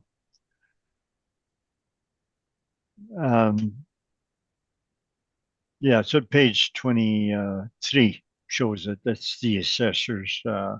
What they show, main area 33, 36, and they add above grade. They have 66, so they have 2 stories above grade and 1 story below grade. So it comes to 10,008. So that it does reflect the square footage in all 3 floors. So page 16, low income approach. So you see the rents that they have, line 1 and 2, and the vacancy. So they have rents relatively high, and the vacancy is the market pushing back on those high rents, and turnover, etc. So line 3, they're getting after discounts 1,083 per suite, which is relatively high for 1928 building. But we're using those rents and we're using the actual vacancy. And parking, we stabilized pretty much normal for all the items. The repair maintenance, line 27, is analyzed further on the next page. So page 17. So the assessors was going to the questionnaire one by one, showing the building improvements or capital improvements they had shown on their questionnaires. They're shown on the top line in red. So they spent on average 50,000 per year over 5 years. We stabilized at 0 because we recognize those as the extraordinary repairs. So they're continuing to spend money on a recurring basis for extraordinary repairs, but we stabilize at 0. And that's reflected in the rents that they're getting because they're spending that money to put in there. So the excluding the the CapEx above in red and excluding the waste and snow. The second last line is what the repair maintenance are, these excluding those two items. The R&M per suite is what they're spending, excluding CapEx and waste and snow. And the average is $1,375. And that's what we use to stabilize on the previous page. So that's the amount of money they're spending to get those high rents, as well as the 50,000 average they're spending in extraordinary repairs, which are supporting the high rents also. So line 33, we're 65,000 NOI versus the assessor is 58.9. So we have higher net income than the assessor. They have 4.9% cap rate, which is a low cap rate. Got 11 suites. We're using 6.1, mainly because it's pre-1928. If you look at our page 14, the cap rates we have for pre-1946 are 6.1 to 6.6. The assessor has as actual age, effective age is the same, 1928. So we give it the low end of the range for that age group, 6.1.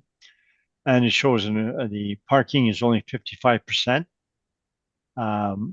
Suite mix is relatively good, 73% are 2-bedroom. So part of the high rents they have is the fact that high amount of 2 bedrooms. And the suite size is not bad at 910 square feet per suite. So that comes to the value of $1,067,000. So that's my report. Thank you. Thank you, Mr. Dupont. Mr. Tudigala, do you have questions for the applicant? No questions. Thank you. Ms. Werhan, None, thank you. Mr. Whitbread, Yes. We have a 1928 building. The bones are 1928. I can't find any evidence that suggests that HVAC, roof, significant structural repairs have been done to the building. Do you know if that's been done, Mr. Dupont? I don't know. I see the old radiators there and some of the rooms. You think it's a boiler or a combination of boiler and electric? Well, I'll look at the 2022 questionnaires, which is in the evidence for both the assessor and ourselves.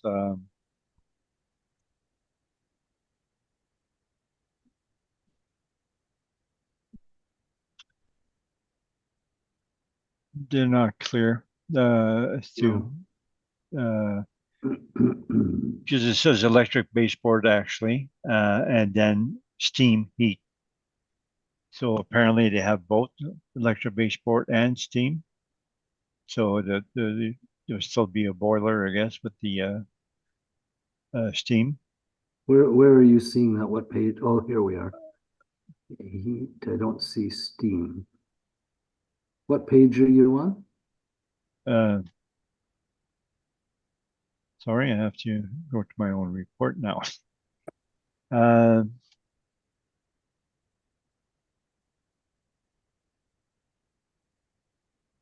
Okay, so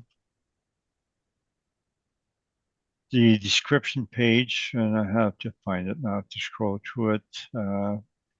Page 25. Yeah, that's where I am. Oh, okay. The check mark I see is steam. There's no check mark for electric baseboard. Sorry. But it is just steam, Yeah. even though there are some electric baseboards. Okay, that's sorry. I couldn't find that originally. So some of the infrastructure is probably pretty old stuff.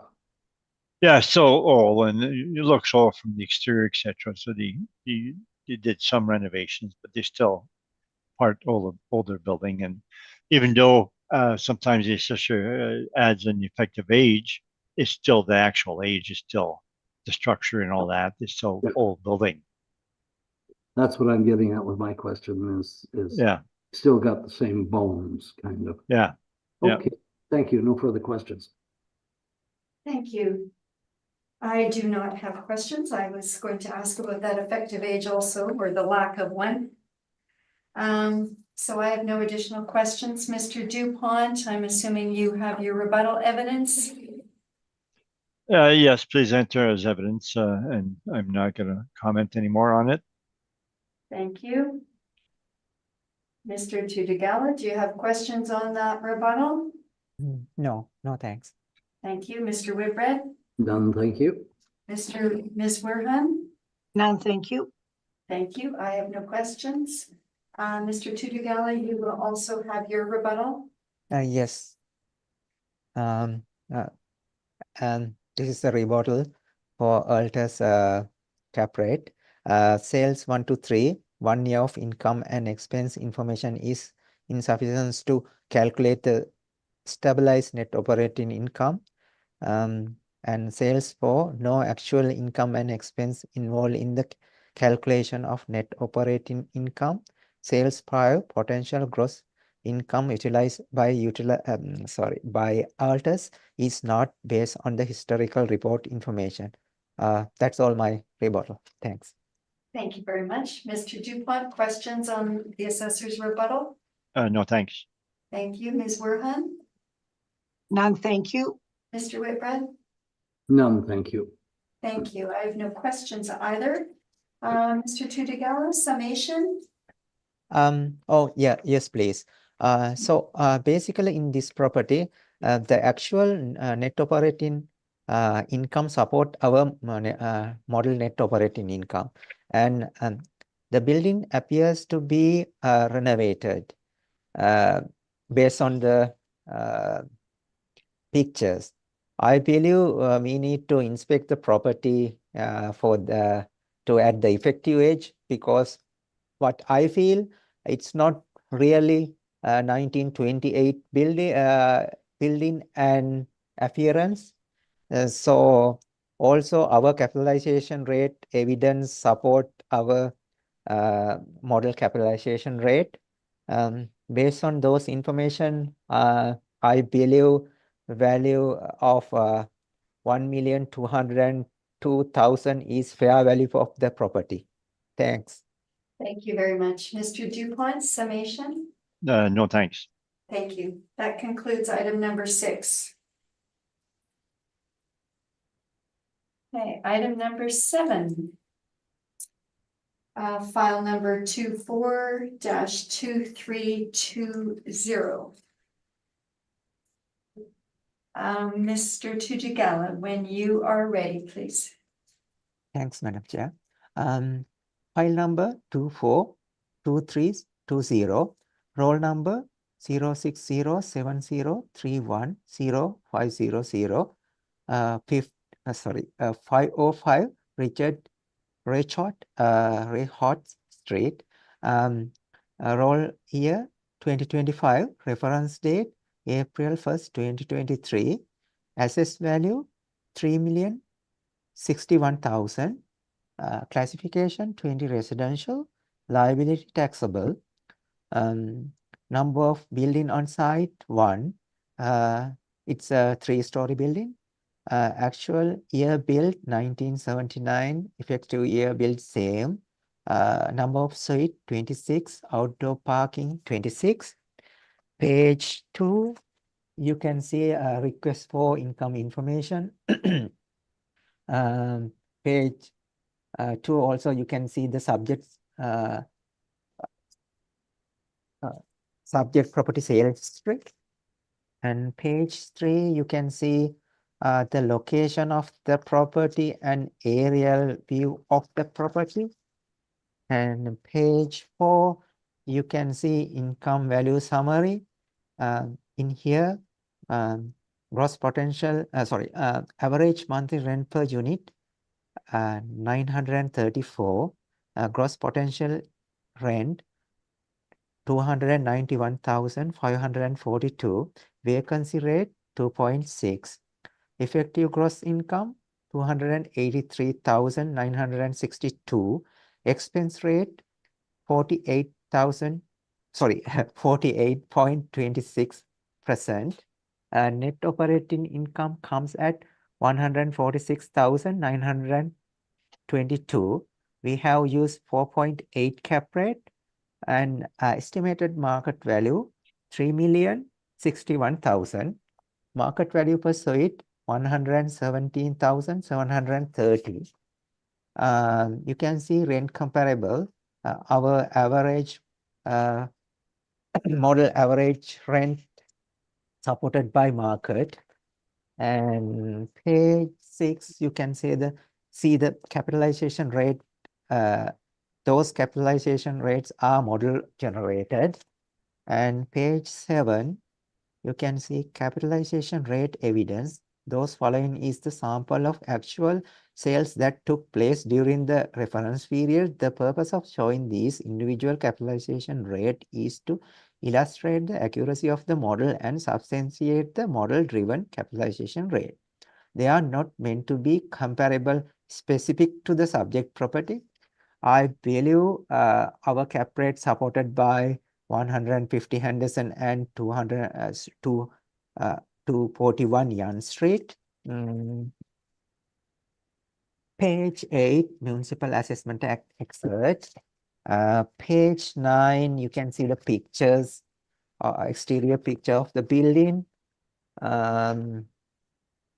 Page 11, you can see stabilization, and that net operating income supported our model-driven net operating income.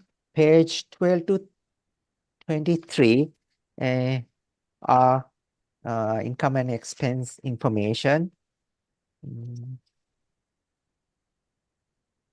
This is my presentation. Thanks. Bye.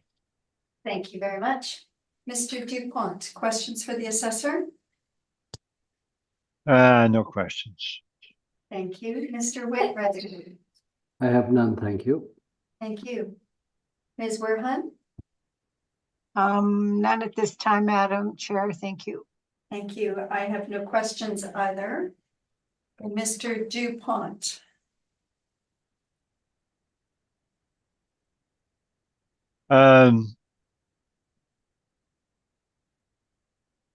Because our net income is very similar to the assessor, or 1,000 lower.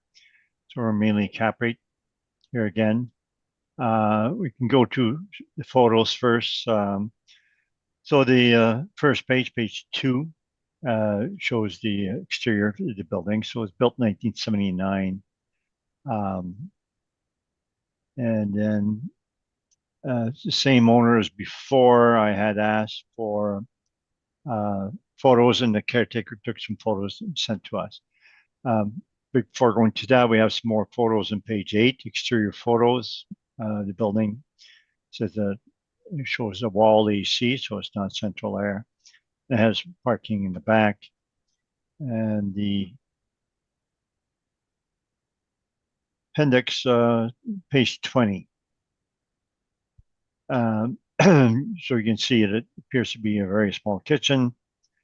And that appears to be the vinyl peel type veneer cabinets. The bathroom that shows the relatively old style. They have new tub surrounds there. You don't see that well on page 21. And then the page 22 shows the kitchen from the other side. It's still a small kitchen, but it shows the appliances now, which are relatively normal and plain appliances. So it's a fairly normal condition it has. So it's page 16. So that's the income approach that we have. Now, line 3 shows the rents that they had. So the 3 years, 251, 257, 267. It's 856 per suite. Gross floor area above on top shows it's 849 per suite. So that's a gross floor area, including the corridors. So you would have very small suites after you allow for the corridors, so that it has small suites. So the average rent, well, not the average, the stabilized rent based on 2022 actual is $856 per suite. The assessor is much higher, $934, and I believe the assessor should be going down to the actual rents. Now it shows 0% vacancy on the questionnaires. We have low 1.3, which is half of the city vacancy, 2.6. And we add the laundry and the parking, etc. So line 13, we're 271, the assessor's 283. So we're about 12,000 lower than the assessor at that point in time. Line 31, our expenses stabilized 125, the assessor's 137, so we're lower than the assessor. So the line 33, our net income is 1,000 less than the assessor. So we're very, very similar.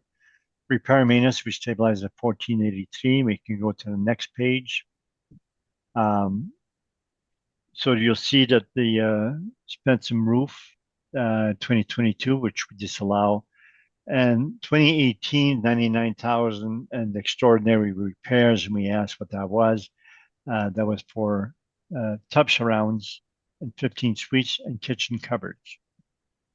So you saw those in the suite, so it's not high-end kitchen cupboards. Tub surrounds, it's not necessarily high-end, but tub surrounds are not as good as ceramic. But it was an improvement that they did. Now, excluding those extraordinary repairs, the average repair maintenance that we stabilized at is at 1483 per suite.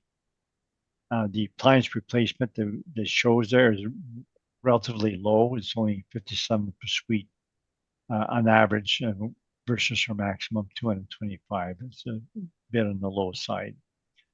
The HVAC mechanical is also a bit on the low side. Nevertheless, we stabilized at 1483, and that's what's plugged in the previous page, page 16. And we end up with lower expenses than the assessor anyways, and similar net operating income. So after stabilization, we come to a cap rate difference. So the assessor has 4.8% cap rate, which is relatively low. We have 5.5. And the cap rate page in page 14. So built in 1979, but it has small suites. So that will follow this apartment for a long time. The suite size is quite low, and I say it was average, but it's not. It's 849. It's including the gross floor area, and then the photos came in. You can see the kitchen, how small it is. So the age group is 5.5 to 6.25 that we have for that age group, and we give it at the low end of that at 5.5. So I believe would be relatively conservative by going 5.5. We could have went higher, but we use 5.5. So our value is 2,652,000, and that's my report. Thank you. Thank you, Mr. Dupont. Mr. Tudugala, do you have questions for the applicant? No, I don't have, thanks. Thank you so much. Mr. Whitbread? I have none, thanks. Thank you. Ms. Werhan? None, thank you. I have no questions either. Mr. Dupont, your rebuttal. I'm assuming you have rebuttal for this item? Oh yeah, the same cap rate rebuttal as for all the other properties to be entered as evidence, and I have no further comment. Thank you. Questions on the rebuttal, Mr. Tudugala? No question. Thanks. Mr. Whitbread? None. Thank you. Ms. Werhan? None. Thank you. And Mr. Tudugala, you also have rebuttal? Yeah. My page 1 of my rebuttal, you can see the sales. Sales 1 to 3, 1 year of income and expense information is insufficient to calculate the stabilized net operating income. That's our opinion. And sale for no actual income and expense involved in the calculation of net operating income. And sales 5, potential gross income utilized by the auditors is not based on the historical reported information. Um, so incorrectly stabilized. That's all my rebuttal. Thanks. Thank you very much. Mr. Dupont, questions on the rebuttal? No questions. Thank you. Mr. Whitburn? None, thanks. Ms. Werhan? None, thanks. Thank you. I have no questions either. Mr. Tudigala, summation? Yes, quick summation. In this property, model net operating income is supported by actual stabilized NOI. So our capitalization rate evidence 14 Young Street and 150 Henderson sales supported the model cap rate. So I asked to confirm the assessed value of 3,061,000. Thank you. Thank you. Mr. Dupont? No further comments. Thank you very much. That concludes item number 7.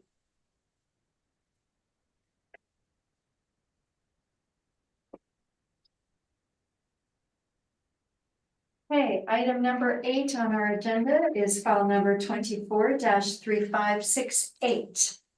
Mr. Tudigala, when you are ready, please. Thanks, Madam Chair. File number 243568, roll number 06070650000, 456 Langwin Street, roll year 2025, reference date April 1st, 2023, assess value 3,190,000, classification 20 residential, liability taxable.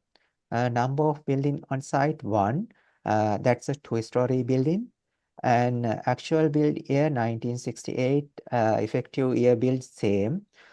We have 27 suites and 21 outdoor parking.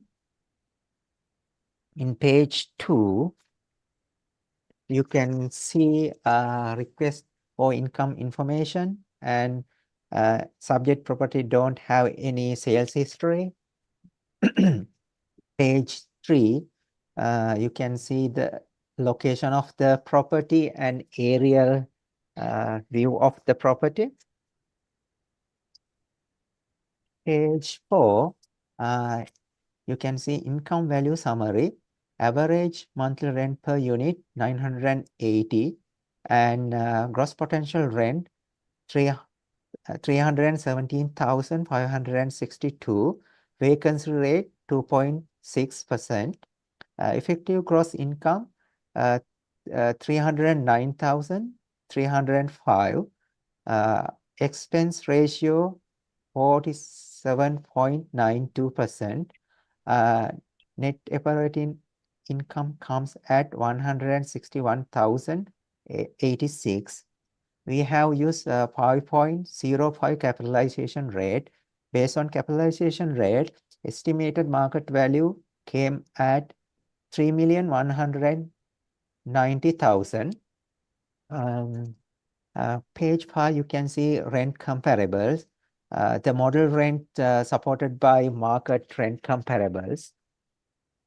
Page 8, sorry. Page 6, you can see capitalization rate. Those capitalization rates are model generated. And page 7, capitalization rate evidence. Those following is sample of actual sales took place during the reference period. The purpose for showing these individual capitalization rate is to illustrate the accuracy of model and substantiate the model-driven capitalization rates. They are not meant to be comparable to specific subject property.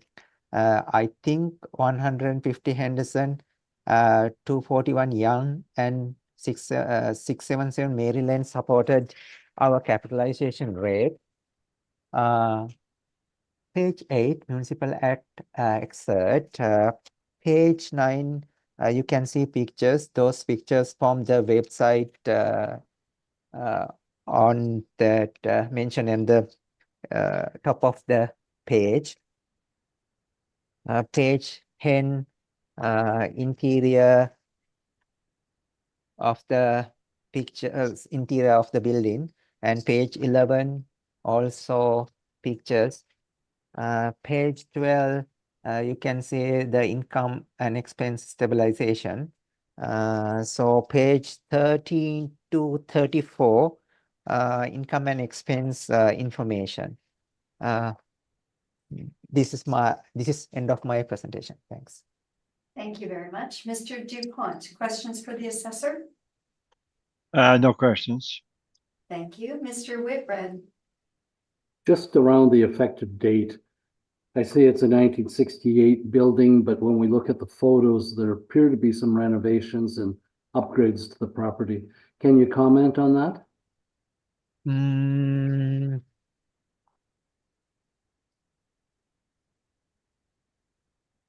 Basically, actually, I took a look.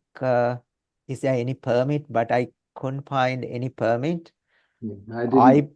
I believe I don't think we had a high efficiency toilets in 1968. exactly. I noticed that. So there's some clues in the photographs that suggest Yeah. you may have to look at the effective date. Yes, we have to like inspect the property. So for that, I think. No other questions, Madam Chair. Thank you very much.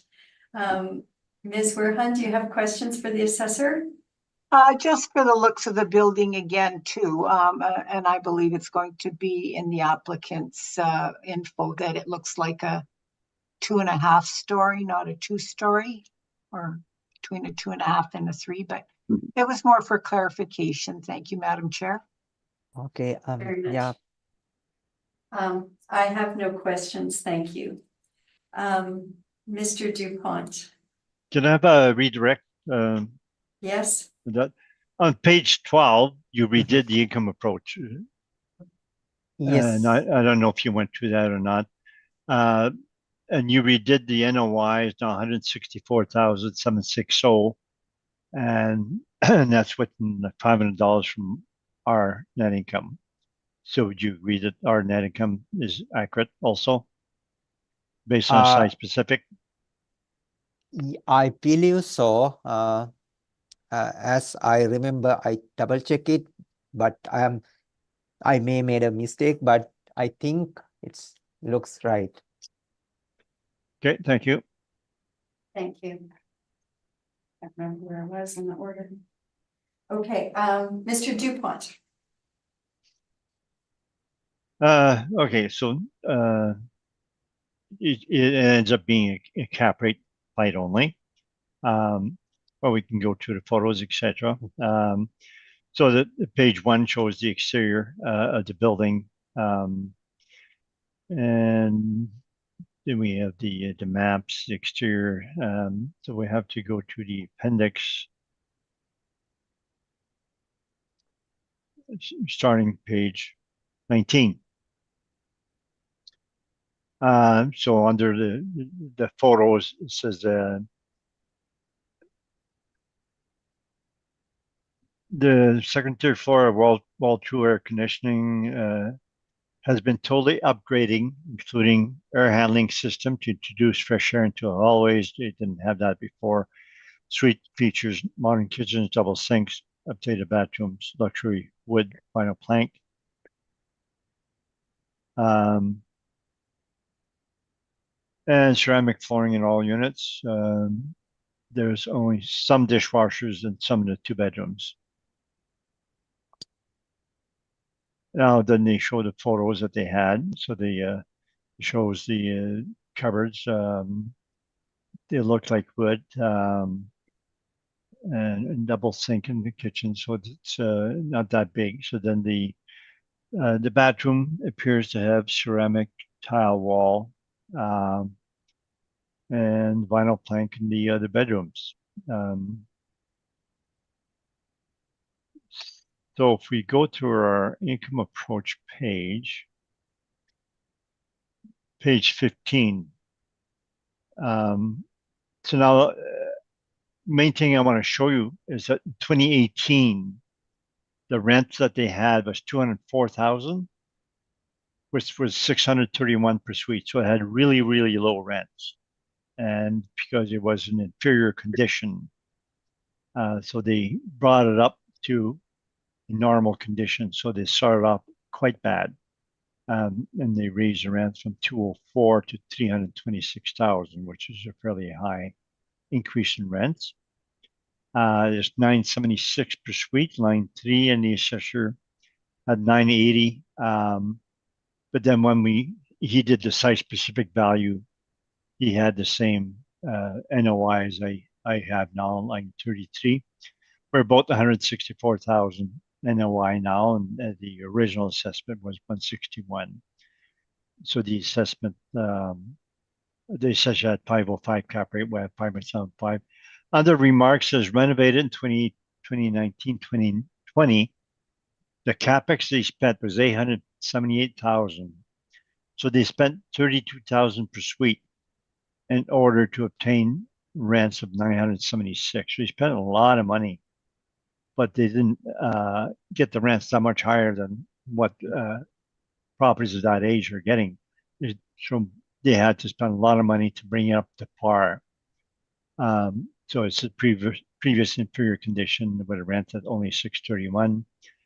The next page 16, the line on top, extraordinary repairs, it shows the amounts and the years that it had. And actually, we did not stabilize anything for the extraordinary repairs. We don't allow that in our stabilization.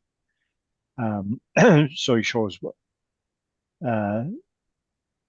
what they put in. So our cap rate page 13.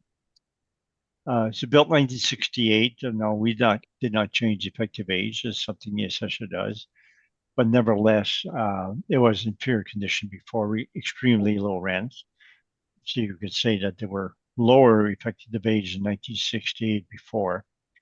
For that age group, we have cap rate 5.75 to 6.50. And we use the cap rate 5.75. So we say it's a wood frame, so that even though it has a brick exterior, I believe it's still wood frame condition, which is very good. Parking is only 78%, and the suites are relatively small, the 885 gross square feet. So we still have small suites, and you may see that from some of the photos. So our value applying that cap rate is 2,856,000 compared to the assessor 2,189,000, right? 3,120. And that's my report. Thank you. Thank you very much. Mr. Assessor, do you have questions for the applicant? No question, thanks. Thank you very much. Ms. Werhun, questions for the applicant? None, thank you. Thank you. Mr. Whitbread? I have none, thank you. Thank you. Mr. DuPont, I'm assuming you have rebuttal evidence? Yeah, same rebuttal as before, and no further comments on it. Thank you. Mr. Assessor, do you have questions on the rebuttal? No question, thanks. Thank you. Mr. Whitbread? None, thank you. Thank you. Ms. Werhun?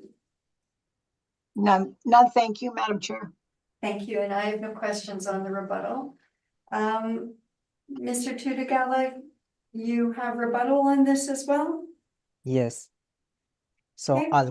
I'll go ahead. On page 1, you can see the sales Altus cap rate study.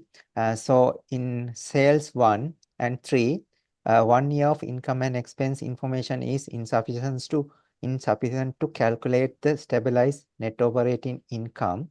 Sales 4, no actual income and expense involved in calculating of net operating income. Sales 5, potential gross income utilized by Altus is not based on historical reported information. That's all my rebuttal. Thanks. Thank you. Mr. DuPont, questions on the rebuttal? No questions. Thank you. Ms. Werhun? None, thank you. Mr. Whitbread? None, thank you. And I have no questions on the rebuttal. Mr. Tudegala, summation on this property? Yes, quick summation. In this property, model net operating income is supported by actual stabilized net NOI. So our capitalization rate supported by our capitalization rate evidence. And based on the pictures, it appears building has undergone renovation. I believe we need to inspect the property and add effective age to the reflect the new renovation that has been done to the building. And therefore, I think the assessed value of 3,190,000 is appropriate for the property. Thanks. Thank you. Mr. Dupont, do you desire summation on this property? No summation. Thank you. That concludes item number 8. And I believe, Mr. Dupont, that concludes all the items that you're representing, correct?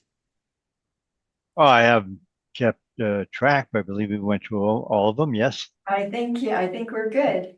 So thank you very much for your evidence today. Okay. Thank you. Thank you. Okay. Goodbye. Thank Goodbye. you. Bye. Okay. Goodbye. Now we're circling back to item number 1 on our agenda. And Ms. Graywood, have we heard yet from? Okay, so we've not yet heard from the applicant, and the applicant obviously isn't here. So in this case, the board has a decision to make as to whether or not we will hear the evidence in the absence of the applicant. Okay, So we need to go in camera and make that decision. sure. So Mr. Tudegala, we're gonna put you in the waiting room and we're gonna go into camera now. Okay, sure. You would like to call the meeting back to order. So the panel, in dealing with this matter where we have no applicant present, the panel has agreed that we will hear the evidence presented by the assessor. Okay. So Mr. Tudegala, if you could just provide a summary of your evidence, please, and then we'll have a chance to ask you questions if we have them. Yeah, sure. Thank This is file number 24718, roll number 06070116000 204 Thomasberry Street. This is one building on site, and that's a two-story building. Actual build year 1964. We have sales in this on July 7, 2022 for 1,335,000. So basically, if you take a look our income value summary, that's support that sale value. Also, the rent comparable supports the model rent, and also you can take a look on page 13. That's 2021 income and expense information. The net operating income support our net operating income. And because of that, I think the 1,313,000 is fair value for the property. I asked to confirm that value. Thanks. Thank you very much. Mr. Whitbread, do you have any questions for the assessor? I do. Pardon me. Just a look at the capitalization rate. That's the lowest rate you've used in all of the present properties present. Can you comment why it is as low as it is, sir? I believe because the number of suites, we have 9 suites on the on that building, and if you go to page 7, you can see that capitalization rate evidence, 727 Sargent Avenue, that supported the that capitalization rate. Also, if you go to the page 19 on my brief, if we use 2021 expenses against the sales price, we can see a 2.9 capitalization rate.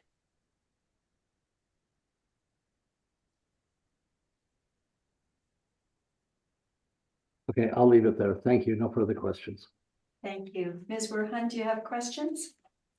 No, that was actually what I was going to ask the assessor. And again, the looks of the building would be a 2.5 story.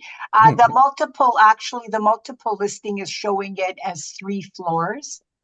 So it's just a comment and clarification. It's nothing else than that. Thank you so much. Yeah, actually, I want to double check that information about the that flow things. Yeah, because in this one, it's showing that it's listed as 3 floors. So Yeah, thank you very because much. we come across like few properties as this, right? So yeah, that's good Yeah. point. Okay, no, thank you. Thank you. And Mr. Tutigala, I do not have any questions on this item, so thank you very much. And thank you for your presentations today. Thank you all. Have a Bye. good Thank you. rest of your day. Bye Yeah, now. have a good day. Bye. Bye-bye. Bye now.